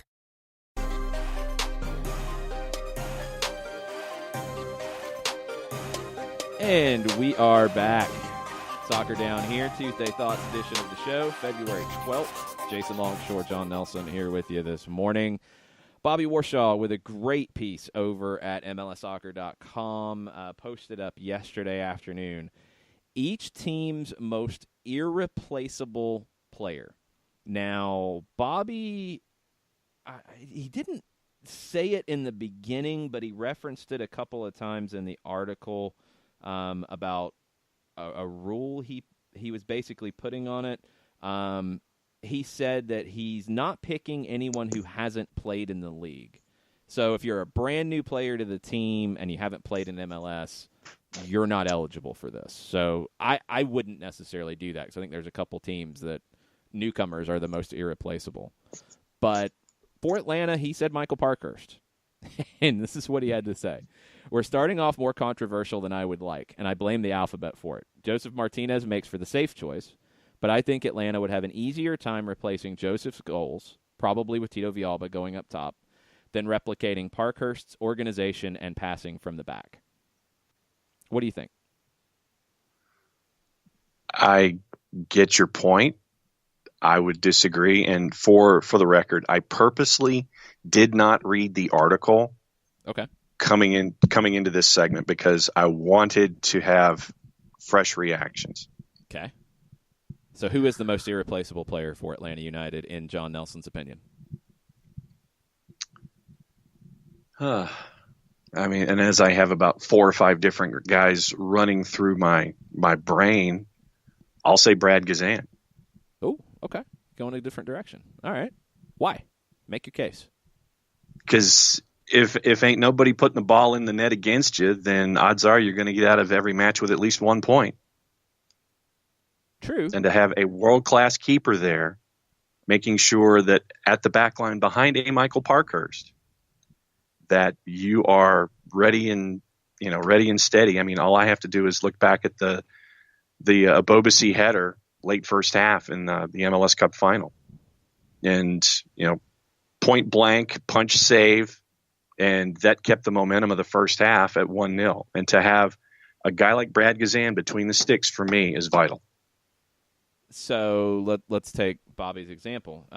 Joseph would be the safe choice, but he thinks that Atlanta would have an easier time replacing Joseph's goals, probably with Villalba, than replicating Parkhurst's organization and passing from the back. Do you think Atlanta could replace Brad Gazan with Alec Can and be fine? Do you think that Brad is more irreplaceable than Parkey in that scenario? I would say,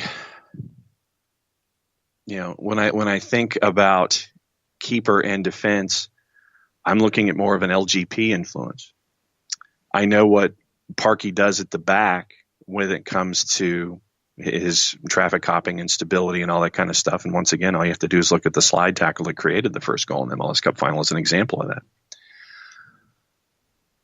I don't know if having a different goalkeeper with the defense that you have, you would get the same results. So part of being, I think, the most irreplaceable player for these teams is the fact that you don't have a replacement. Like, it's one thing, the player's importance, but it's another that there's not a replacement. There's not somebody who could step in for that guy. So they're almost most irreplaceable by default in some cases. And there are some teams that is definitely the case. Yeah. For me, it's Leandro Gonzalez Perez. Yeah, and that was my number 2. I don't think you have a like for like, and I think you see a bigger drop than if it's Parkhurst and Robinson together, or Parkhurst and Lorenowitz, or Parkhurst, and we don't know Florentine Pogba yet. And that might change this. If Pogba can be the guy that steps in for LGP and everything's fine. Maybe he is, maybe he isn't. We don't know yet. I think you have options if you don't have Parkhurst. I think you have options if you don't have Gazan. And there is a drop-off between Brad Gazan and Alec Can. But I think the drop-off right now for me, my reaction would be, oh no, far more if you didn't have LGP. Yeah. I think every other position right now, I feel like someone could step in and be okay. And I feel like in the situation, if Parkhurst wasn't there, that LGP could step in there, or Jeff Larentowicz, but I would probably lean a little more towards LGP right now. And, then he's going to have to do things a little differently. But in terms of organizing and passing from the back especially, I think he can give you that. If you don't have him, I would be the most concerned from Atlanta United's perspective. Who else came to mind? You said you had 4 or 5 names. Who else? Well, no, LGP was my 2. And then for me, it would have been like a Joseph would have been down the line. Yeah, and he's definitely in the top 3, I think. Yeah. And so for me, my top 3 were Gazan, LGP, and Joseph, and then probably Parkhurst at 4. I would I could maybe flip Joseph or Parkhurst. I could go either way on that, depending on the day. Because I do think that you could replace Joseph with other options up top and still get good production. Not the same production, but good enough production. Right. Yes. Other positions, I'd be a little more worried about it. Let's run through the league real quick and run through some of the names. And we want to hear from you guys out there on Atlanta United's most irreplaceable player, according to Bobby Warshaw. It's Michael Parkhurst. According to you, tweet at us and let us know. Chicago Fire. He goes with Dax McCarty. That's a good pick. Yeah. I immediately I see it. I'm like, yeah, I can follow that. Maybe be a little more tempted to go to Schweinsteiger, but not exactly knowing where he's going to play, and that probably all 13 positions. I mean, just the fact that he said he's more comfortable playing center back at this point, and then the quotes out of the club were that they see him as a midfielder was weird to me, but part of that versatility, the reason you can do it is because of Dax McCarty, and you know he's going to hold things down centrally. I would be maybe my number 2 is Alexander Katai because of how important he is in the attack, and I don't think you have anybody who can truly replace that. Maybe Mihailovic, maybe Frankowski coming in this year can give you some of that. Nikolic relies on service, and he's got to get that service. I think Katai is a big part of that. But Dax McCarty, I can absolutely see that. Yeah, for me it would have been Schweinsteiger and then probably Katai. Cincinnati's an interesting one because they're new, and it's kind of hard to make this assumption just yet. Bobby goes with Fernando Adi, and he says that Adi enters the season with more on his shoulders than any other attacker in the league. FCC stacked their roster with defensive midfielders but didn't bring in an established chance creator, not yet at least. Adi at his best might be able to make up for it, but it's unlikely anyone else could. And when you look at the roster, I would agree with that. I don't know who else is going to be the focal point. And remember, Bobby's rule was that a person who hasn't been in the league, he's not going to consider them. The way this team could be early on as they kind of figure themselves out, you could say Titon, the goalkeeper, might be there. Really? Because he's going to have to stand on his head at times. And behind him, it's Spencer Ritchie, who doesn't have really much experience at this level. So Titon could be that. Adi makes a lot of sense, though. He does. Yeah. So I'm okay with that. Because you have a lot of other pieces. You look at their roster. I want to see what they play. Last year, Koch came in to the season and told media that he wanted to play 3-4-3 and 4-2-3-1 as his bases, and you can go from one to the other pretty comfortably. This year, I don't know. He's got so many central midfielders. He doesn't really have a lot of wing options. He doesn't have a lot of depth up top. I don't know what it looks like. I don't know if it's kind of a 3-6-1-ish kind of thing with a bunch of central midfielders on the field and flaring out wide. I don't know. And who's going to create the chances? It's a really good question. Without seeing Cincinnati yet, and we'll get a chance to see them in the Carolina Challenge Cup here coming up, Fernando Adi's a quality choice. Colorado, Benny Feilhaber. I don't think we need to spend a lot of time on Colorado. Feilhaber's new to that team. I would probably lean to Kellen Acosta. Yeah, you got to score. I think Feilhaber is a very important piece that they added. He'll make them better. I think Acosta is the guy. Well, I don't look at him as scoring, but I think Acosta is the guy who's special, and they just don't have a lot of that. Now, he hasn't consistently shown that here lately, and that's something he has to do. But Kellen Acosta is the one that can make them go from bland to, okay, this can actually work. So I would lean more towards him. Columbus Crew, this is a really interesting choice by Warshaw. Harrison Offal. He says, a Caleb Porter team at its best uses the outside backs as the key variable to unbalance a defense. Offal plays the marauding fullback role better than anyone else in MLS. He listened to shouts for Gonzalo Higuain. He says, but the hill has to start moving downward at some point, right? Harrison Offal as the most irreplaceable player for Columbus. Now, we are making some assumptions because Caleb Porter's taking over, and it will look a little different than it did under Greg Berhalter. I think under Greg Berhalter and in a Greg Berhalter system, Will Trapp would have been this player. Exactly.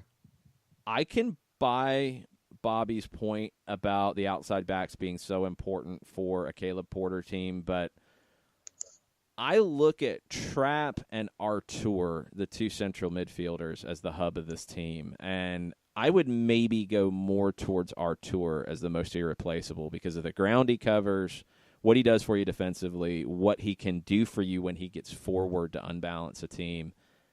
Artur's my guy for the Crew that they don't really have a ready-made replacement for.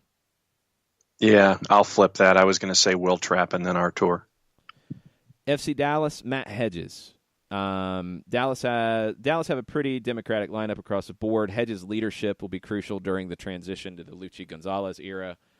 I completely agree with that. I think Hedges will be really important because he's kind of one of the veteran voices in this. Yep.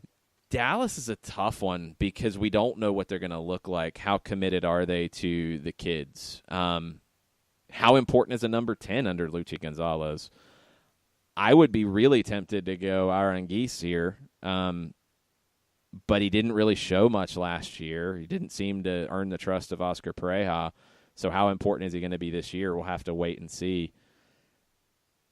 Hedges is a quality choice. It's hard to argue with that. Yeah, I would have gone just a veteran presence at the back. And to me, if you take those two parts of the equation, put the equal sign up for me, that was Hedges. DC United, Wayne Rooney. Completely agree. And I agree for this reason. Rooney raises the ceiling. They might still make the playoffs if something happens to Rooney, but they would almost certainly be out of championship contention. There's not anybody who could step in for Rooney in that role. They don't have it. So I think that's an easy one. He mentions Russell Canals, and he says who would be the right answer for who raises the floor, and that would be Canals. Canals was a big part of their rise in the second half last year. But without Canals, they're going to have problems. Without Rooney, I don't even know if they're a playoff team. I don't know if I'd go that far. I don't think they're a championship contender at all without Rooney. And Agreed. I think, although their roster is kind of thin at the moment, they only got 22 guys. I think they're a team that can challenge Atlanta and the Red Bulls in the Eastern Conference. They're the other one that I'm looking at in the top three. Yeah, that was what I had. I had Atlanta, Red Bulls, DC, and then 4 through 7 is probably 4, 5, 6, 7, 5 teams for 4 spots. But no, I had DC up there in the top 3. Houston Dynamo, Juan David Cabezas, 100%, and it showed last year. And Bobby's 100% right. They did not have a replacement for him, and they went from a Western Conference finalist to missing the playoffs. He's that important. They can deal without Elise. They can deal without Kyoto. They can deal without Manotas. It's going to hurt, but they can't be effective without Cabezas. So that's an easy one. LAFC is an interesting one. He goes Walker Zimmerman. Carlos Vela is the most talented. I agree with that. He says that if Vela goes down, you've got other options. Lee Wynn, Latif Blessing. I would go with who he mentions next, Mark Anthony Kaye, because I think LAFC went from a team that might be able to make some noise in the West to a team that didn't beat anybody without Mark Anthony Kaye because they didn't have a 6. They didn't have anybody to replace him. I will be willing to revise that at midseason if Andre Horta shows why they spent the money to bring him in because he didn't last year. If Horta shows that he could be the guy to play as the 6 without Kaye, maybe. or if somebody else emerges. But right now, I think it's Mark Anthony Kaye, which is crazy with that team because he's not the most talented player. But, yeah, I think it's Mark Anthony Kaye. You saw the gap defensively when he was out injured, and it was like this gigantic hole right in the middle of the pitch. And, LAFC had to turn things into Nintendo to get full points seemingly on a game-by-game basis and just try to outscore everybody. So if you get that presence and how healthy Kaye is and how long it takes him to get back to full speed. So, no, I would go with that completely. Crosstown rivals, the Galaxy. Zlatan is the choice. Yeah. Easy choice. Hard to argue. My argument would be Jonathan Dos Santos, because if Zlatan is injured, Ola Kamara steps in as the forward. He's a guy who has produced in this league. Or doesn't want to play on AstroTurf. We'll see how that goes this season. I think Jonathan Dos Santos was the guy who kept that team together in the midfield. Now, hopefully, somebody on the back line steps up to become the most irreplaceable, because I think they're going to need that to be what they could be this year. But I would go Jonathan Dos Santos over Zlatan, because I think you have a replacement for Zlatan, and I don't know if you do for Jonah. Yeah, like I said, the first thing that popped into my head was Zlatan. Yeah, and it's an easy choice. It's not a bad choice at all. Yeah, so and I definitely see the Jonathan Dos Santos idea there. So I'm down with it either way. But yeah, for me, it was the shiny object for the Galaxy. All right, we're going to take a break here. We've got some folks chiming in on most irreplaceable Atlanta United players. We will finish up the rest of the league, starting with the Loons of Minnesota, and it's a newcomer who gets it, according to Bobby. And we'll hear your thoughts on Atlanta United's most irreplaceable player. Stay with us. We'll be right back. As a business owner, you know that every year brings new challenges and opportunities. The success of your business demands expertise and focus. And Country Financial can help you keep that focus by helping ensure you have the right insurance protection in place to meet your goals. Jason Wright can help you create a customized insurance plan that has coverages designed just for your business. Give Jason a call at 678-568-6871 or reach him on Facebook at Jason Wright Agency. Coverages vary by state. Policies issued by Country Mutual Insurance Company, Bloomington, Illinois. Got issues with youth or high school sports? Positive Coaching Alliance can help. PCA is a national nonprofit working to transform youth and high school sports so that every child has a positive character-building youth sports experience.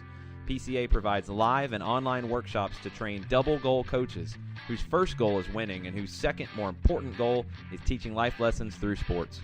PCA also has workshops for parents and high school student-athletes. For more information, please visit positivecoach.org. If you've been hurt in a car wreck, contact my friend Steve Apolinski of Apolinski & Associates. He's been representing individuals for over 30 years throughout Georgia and Alabama.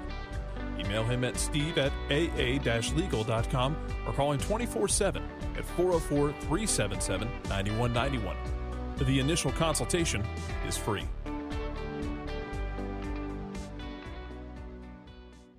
I adopted Bento in 2010 from a shelter. This cat makes me make art. He's always motivating me to draw pictures of him. He just is motivating artistically. He's my best friend, but a lot of people know him as Keyboard Cat. Keyboard Cat, YouTube star and shelter pet. Amazing adoption stories start in shelters. Start yours today. Visit theshelterpetproject.org to find a pet near you. Brought to you by Maddie's Fund, the Humane Society of the United States, and the Ad Council.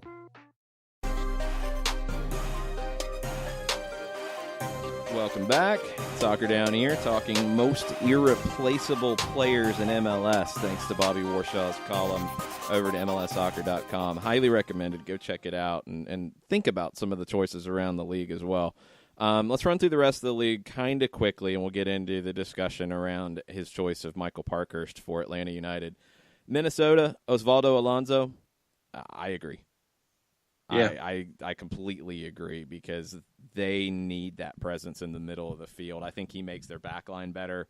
I think he lets their attacking players, which they've got a lot of talent, go and do their thing. And I think when we look back, I don't know if he gets the credit, but when, and I'm going to go ahead and say when Minnesota United has a playoff match this year, it's down to Osvaldo Alonso and what he gives the team.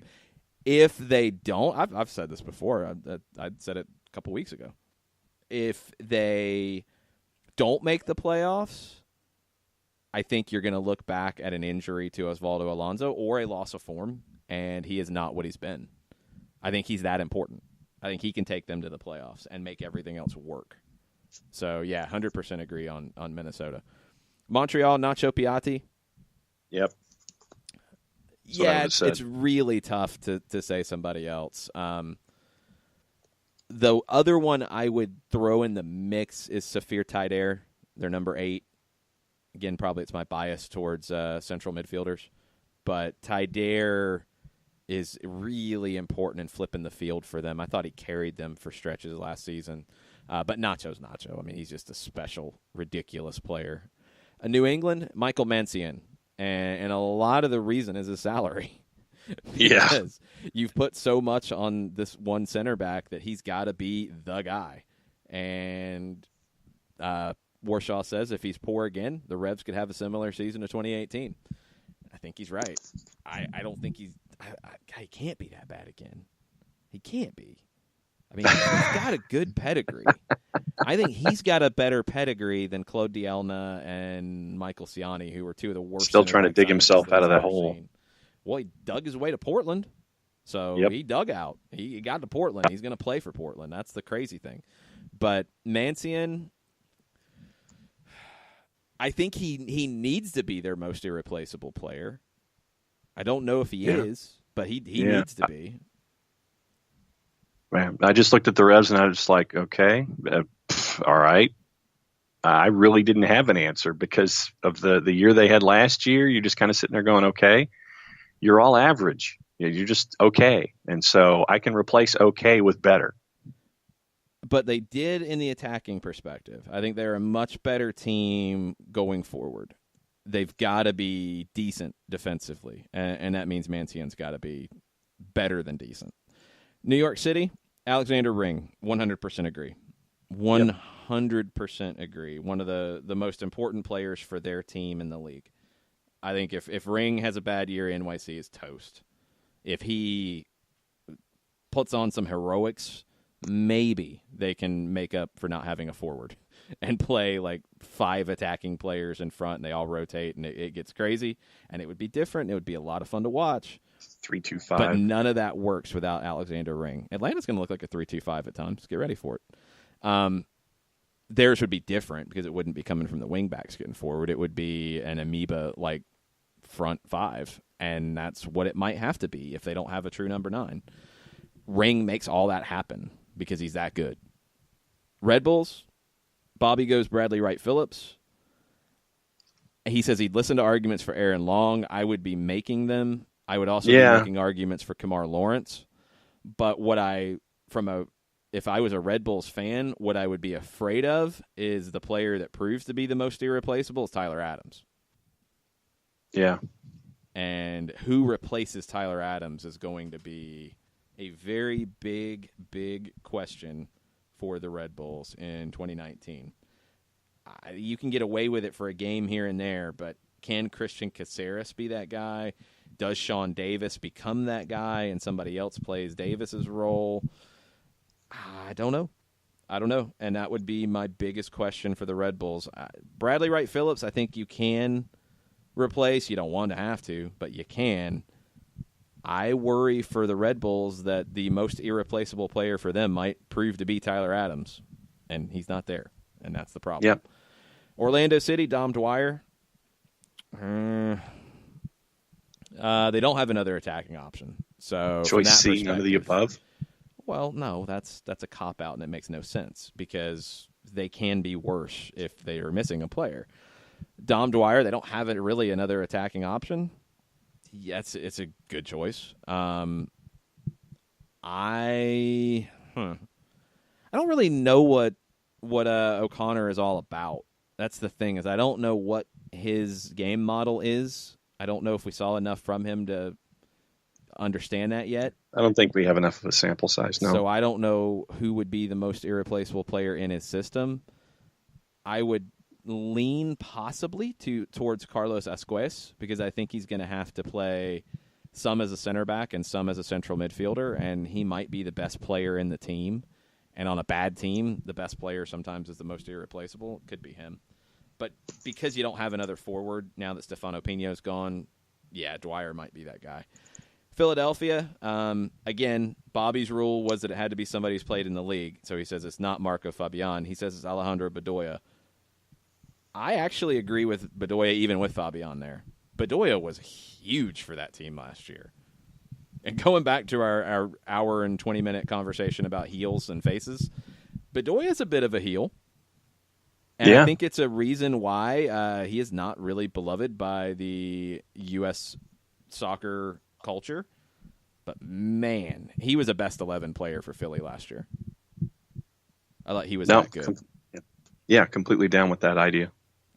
Fabian might prove to be the most irreplaceable because he could be that freaking good. But I would definitely lean towards Bedoya. Portland Timbers, Diego Chara, no conversation.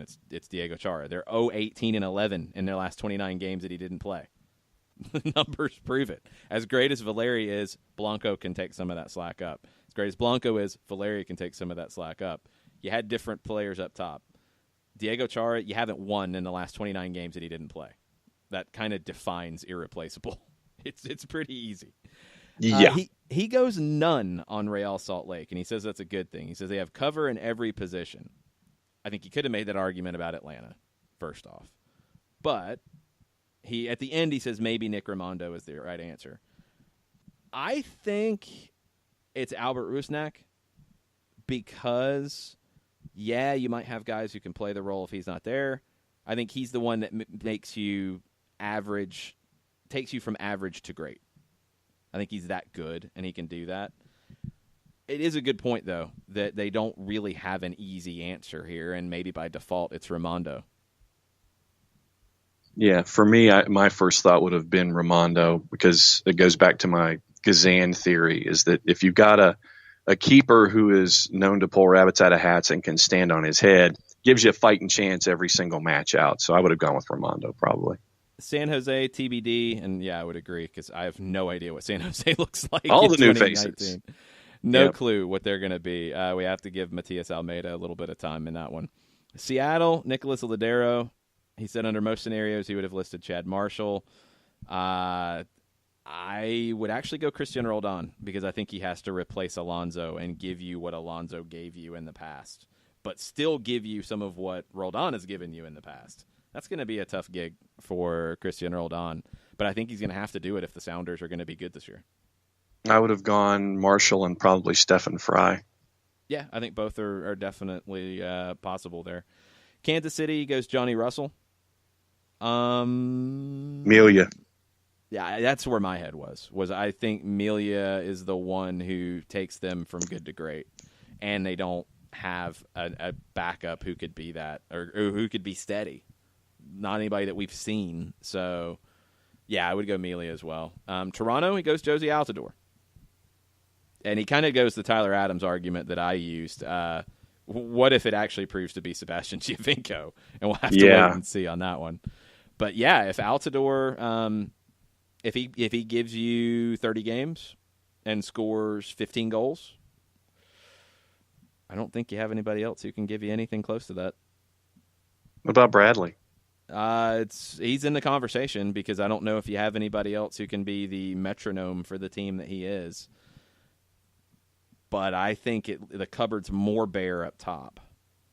The other person it could prove to be, and I think it did prove to be at times last year, was Drew Moore. And we see who steps up at center back this year. Does Mavinga become a bigger presence? There's a lot of questions about Toronto. Vasquez? Well, Vasquez, even though he's already out the door. Yeah, that's what I'm saying. There's other guys ahead of him on the pecking order. I mean, Giovinco would trump him in that regard. Vancouver, it's kind of like San Jose. We just don't know. We have to see what Marc Dos Santos is going to have them do. It's going to be fun to watch this. It's going to be fun to revisit this at the All-Star break because I think some of the answers that we all give right now might not be the case by the time we get to summer. And some of them, I think it might be proven that they absolutely are the right answer as to who's most irreplaceable. We're going to take our final break. We're going to come back, dig into the Twitter timeline. Lots of comments from you guys about who's the most irreplaceable for Atlanta United, but also some other comments on a Tuesday Thoughts edition that we will get to as we wrap up. Stay with us. We'll be right back. Today's show is presented by Appolinsky & Associates, personal injury lawyers with over 30 years of experience, supporters of Atlanta United, Faction, and Inter-Atlanta Youth Football Club. If you've been hurt in a wreck, contact Steve today at steve@aa-legal.com or call in 24/7 at 404-377-9191. The initial consultation is free. A ranger station. I'd like to report a bear hug. Okay. I put out my campfire and Smokey Bear hugged me. So you drowned the fire, you stirred it, drowned it again, and felt that it was cold? Uh-huh. Yeah, but he's just letting you know you did good. Bear hug from Smokey Bear. Status update. I'm gonna let you go now. There are many ways to start a fire, but one sure way to put it out. Learn how you can do your part at SmokeyBear.com. Sponsored by the U.S. Forest Service, Ad Council, and your state forester. We know that every driver is different, and a one-size policy does not fit all. That's why Country Financial offers a variety of discounts, so you get the coverage you need and the savings you deserve. From good driver to good student, multi-policy to multi-car, we've got a discount to suit every driver. Call Jason Wright at 678-568-6871 today to see what you could save. On Facebook at Jason Wright Agency, or by phone at 678-568-6871. Discounts vary by state. Policies issued by Country Mutual Insurance Company, Country Preferred Insurance Company, or Country Casualty Insurance Company, Bloomington, Illinois. Every hiring manager knows that a company is only as good as the people it's made from. So where do you find the best people? That may surprise you. Meet the grads of life, young adults of unique determination and experience, an ideal fit for your company in an entry-level position, internship, or even mentorship. They might not have every qualification you typically look for, but they're exactly who your company needs. This is talent worth knowing about. Go to gradsoflife.org to learn how to find, cultivate, and train this great pool of untapped talent. Brought to you by the Ad Council and gradsoflife.org. Welcome back. Final segment, Soccer Down here, February 12th. For those of you listening live and on the recorded podcast later, there's going to be some stoppage time because we have lots of thoughts to consider before we wrap up. For those of you listening on ESPN Coastal, if you want to hear the full unedited version, join us on the Soccer Down Here app. You can listen live. You can listen on demand. You can listen to all the other content that comes out. And thanks to everybody at Coastal. Thanks to everybody at the XL Sports Network in Middle Georgia, the Barn Burner Network up in Canada for listening and interacting with us as we do the show. It's always a lot of fun. Yes, lots of Atlanta United-centric conversation, but we try to broaden things from time to time and stretch it out, and today was one of those. On the Atlanta United front, though, most irreplaceable player, got a little bit of conversation going. Bobby Warshaw said it was Michael Parkhurst. John said it was Brad Gazan. I said it was Leandro Gonzalez-Perez. Sherbs says, irreplaceable player, love the Parkhurst shout just from a recognition standpoint, but the reality is we have the ability to replace anyone. Now, Sherbs' point is not really what Warshaw was making, but it is part of the conversation. Carmona, Assad, Garza were irreplaceable, yet we've brought in great players right behind them. It's not so much what you can go out and get externally, it's what would happen immediately if a player goes down injured.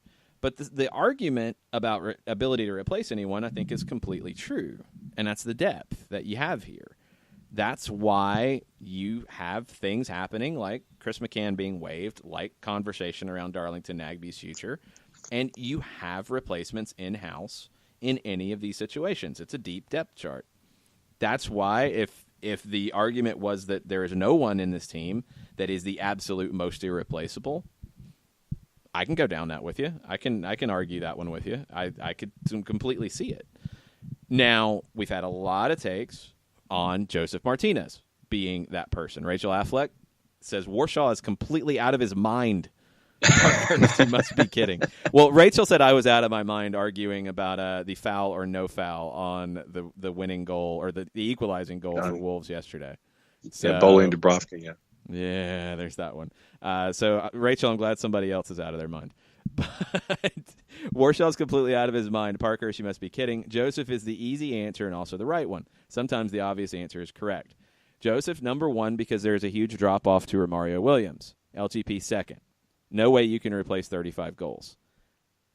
I think if knocking on wood, if there was an injury like we saw in 2017 and Joseph Martinez was out for an extended period of time, I think Tito Villalba would move into that role. It's different. It can still be effective. 35 goals, I don't know if Joseph can replace 35 goals himself this year. That's going to be kind of hard. But I think Tito would probably be that guy right now. I think Romario can be that guy, and hopefully he shows that he's that guy because that gives you more flexibility. But right now I think it would be Tito based off past experience. I think the replacement for Joseph is more comfortable than it would be for Leandro Gonzalez-Perez. That's just my opinion. I think it's a tough one because of how big Joseph was with his team last year. And the fact that he scored more goals than anybody's ever seen in a year in Major League Soccer, that's pretty close to irreplaceable. Rachel also goes on to say, I think you could replace Kazan quite equally on the open market, which is a different conversation, but yes, I think Rachel's right. Good goalkeepers are a dime a dozen. I don't know about that. Great strikers are harder to find. Absolutely agree with that. And I think in the U.S., you don't have to even go internationally to replace with a top goalkeeper. You can get a domestic goalkeeper and be just fine. Zach McMath. Yeah, there's a bunch of guys in the league. Now, are they Brad Kazan? No. But the question's more in a irreplaceable in the current roster. Atlanta, if you had to replace somebody, you would feel far more comfortable than other teams because of what they've done going out into the market to add players. They've done a great job in adding to their roster. So even if you have to weather the storm for a little bit, you would feel pretty good about the club going out to get somebody. That's not the way I took the irreplaceable conversation. Because if that's the case, then I would potentially say that there isn't one for Atlanta United because they would go out and replace whoever it is. No, and down with that completely. Vine City said Nagby was pretty essential last year. Pretty essential, yeah. And you saw his quality when he came back in the postseason. I think you handled it okay, though. And I think the other possibility this year that maybe you didn't have last year with the development of Franco Escobar is Gressel goes inside to play the 8. If you don't want to go Remedi as the 8, Lorenowitz as the 6, which we did see last year, which was pretty good. And I think Remedi would be even better in that role now that he's got more confidence. You could go Remedi as the 6, Gressel as the 8, and I think that would work better now than it did previously as well. So, yeah, I think Nagby is one that if you miss out, you don't have him, it's tough, but you have options.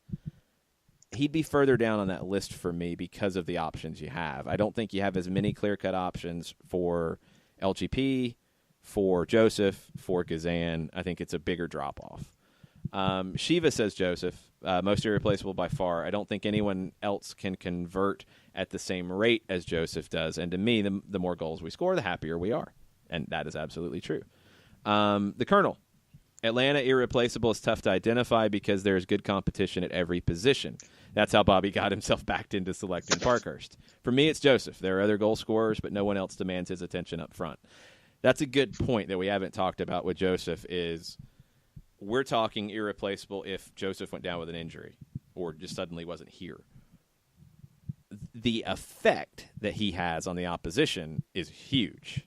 And I think this year you're going to see that more than ever because you're going to see opposition defenses crash to close him down or mark him, and it's going to create opportunities for others. And I think Joseph is going to have a lot of assists this year because of that. Yeah, for me, it's positional gravity. And when Joseph comes in with what he did last year. I think that creates more opportunities for Barco, for Tito, for Julian Gressel, for PT. Pick a player. Pick a player. They're going to have those opportunities. Yeah, there's a few. It's going to be fun. Our buddy Jarrett chimes in about the Red Bulls most irreplaceable and says Kamar's a good answer if Armas freaks out without him again. And yes, there's that. Yes. Armas might say that he's the most irreplaceable because of the way he reacted when he needed to replace him. Yes. Other stuff, most irreplaceable, non-heels faces conversation.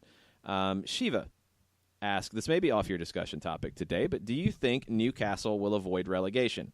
They need to learn to play Miggy and get him on the ball, and how long will that take? Too late, maybe. I don't think it is. I think they have more to work with than the other teams they're battling with. So it maybe is a process of elimination, not necessarily Newcastle lighting the league on fire. But I think they avoid relegation. I think Almiron's a big part of that. Let's hear real quick, if you missed it yesterday, the reaction as he came onto the field for the first time in a Newcastle United kit. From Atlanta United, £21 million, a Newcastle club record. Club not renowned for big spending, but they have backed their hunch on this young man. Paraguayan international comes on for the Ghanaian Atsu.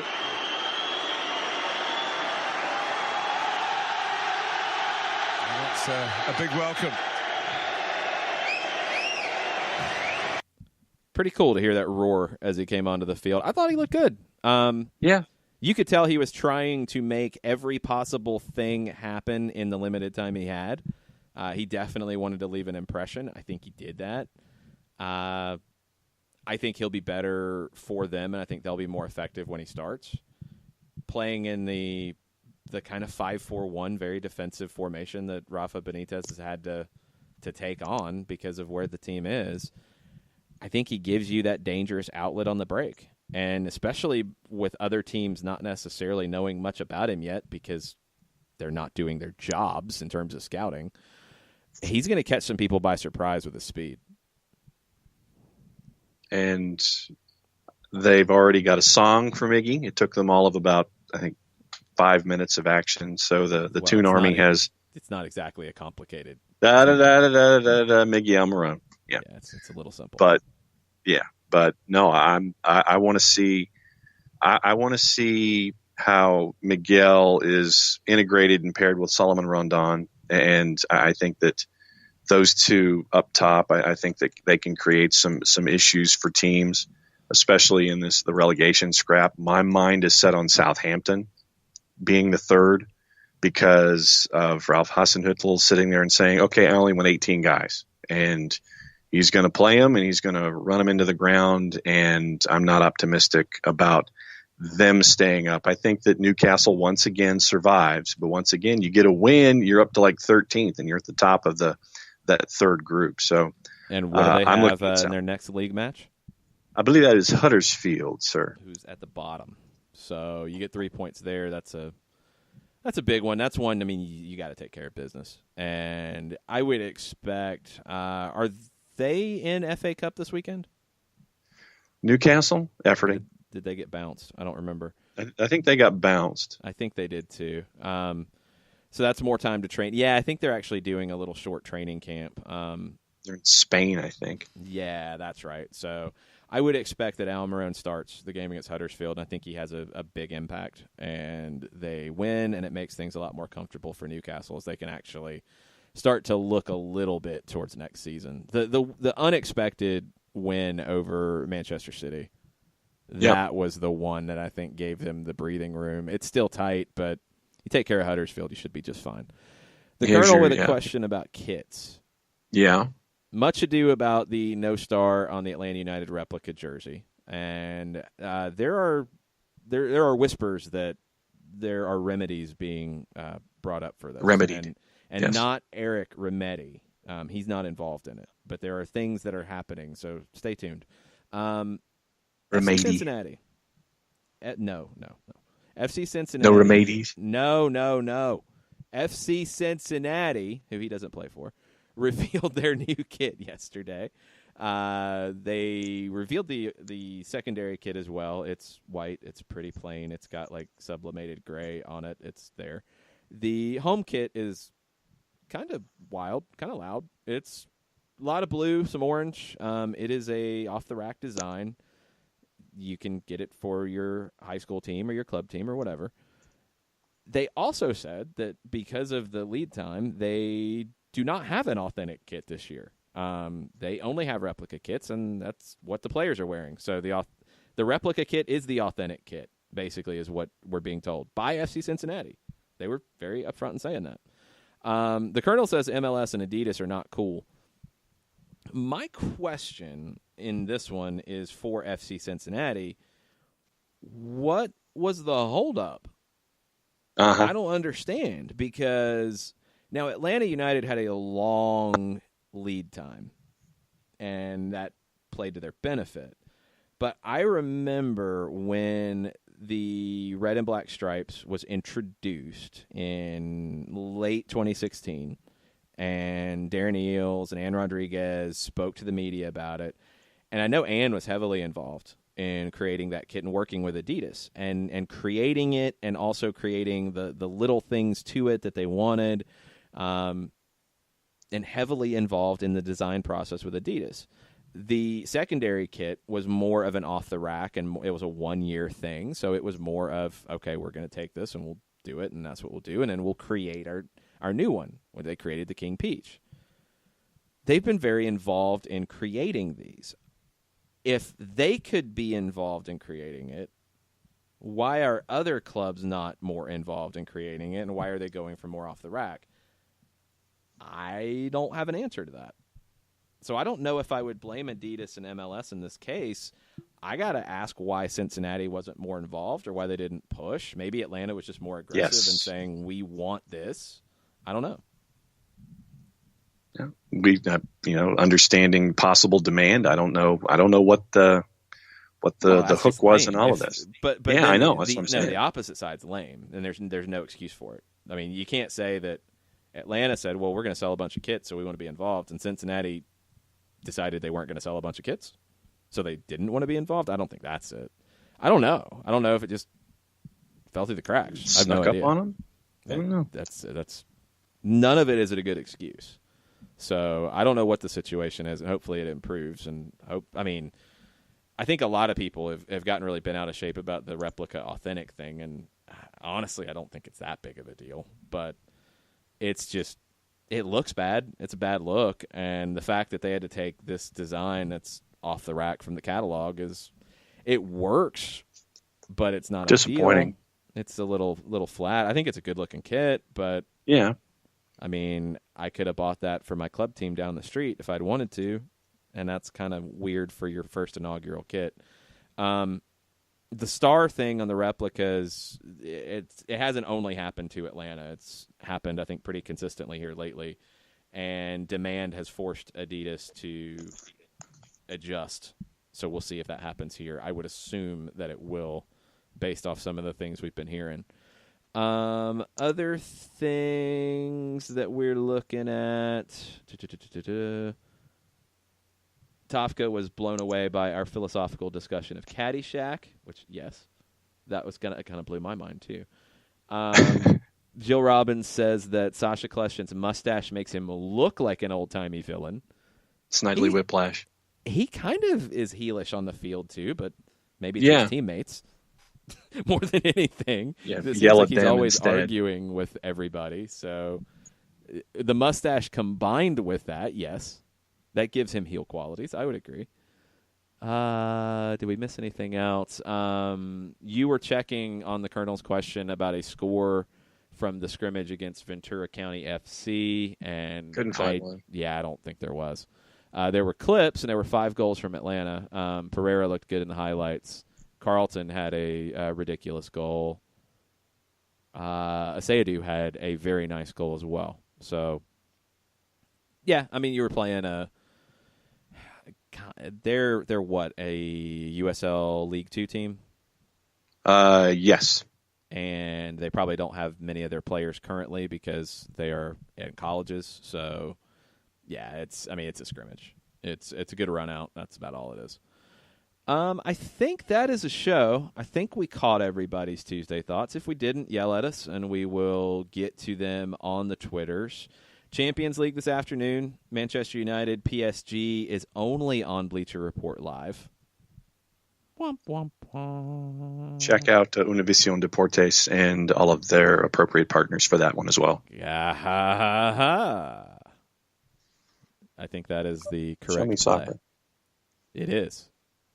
Well, hang on. Univision Is it? Deportes. Yes. Oh, I'm looking at it right good now. deal. Okay. So there you go. We've talked about it. I understand the business behind the streaming and putting things behind the paywalls. I do get why it happens. You better give me a lot of great content to make me pay that money, because I do it for some things. I also decide not to do it for others, and I'm sorry, there's just not enough of a reason for me right now, Bleacher Report Live, to subscribe. I have not. I know a lot Roma of people and Porto is on Galavision. Yes. So I have not bought into that. This is a game that you are definitely trying to sell subscriptions to Bleacher Report Live. I get it. I also get people not being happy about it. I'll watch on Univision Deportes, and I'll be just fine. Yep. So if you're going to go that route, you better make sure that you really have the product to do it with, and you better make sure that you're the only one with that product. We'll see what happens. I wonder what the subscription numbers are. I know ESPN Plus has done really well. We'll see how Flow FC does with DC United's season this year. We'll see how that gets handled. I'd love to hear feedback from like an LAFC doing YouTube TV, what Chicago did with their games being their local broadcast only being on ESPN Plus locally in the Chicago area. I'm curious to see where it goes. It's going in that direction. Is it ready for that direction yet? I don't think it completely is. And if you're gonna go down that direction, you got to sell people. And I don't know if BR Live has completely done that yet. No, I still have some issues / concerns with production quality and production elements. And for me right now, not worth it. Yeah, it's just not there yet. That's Bleacher Report Live calling John to yell at him. That means it's time to go. So thanks, everybody, for listening. We appreciate it. Mucha plata, y'all.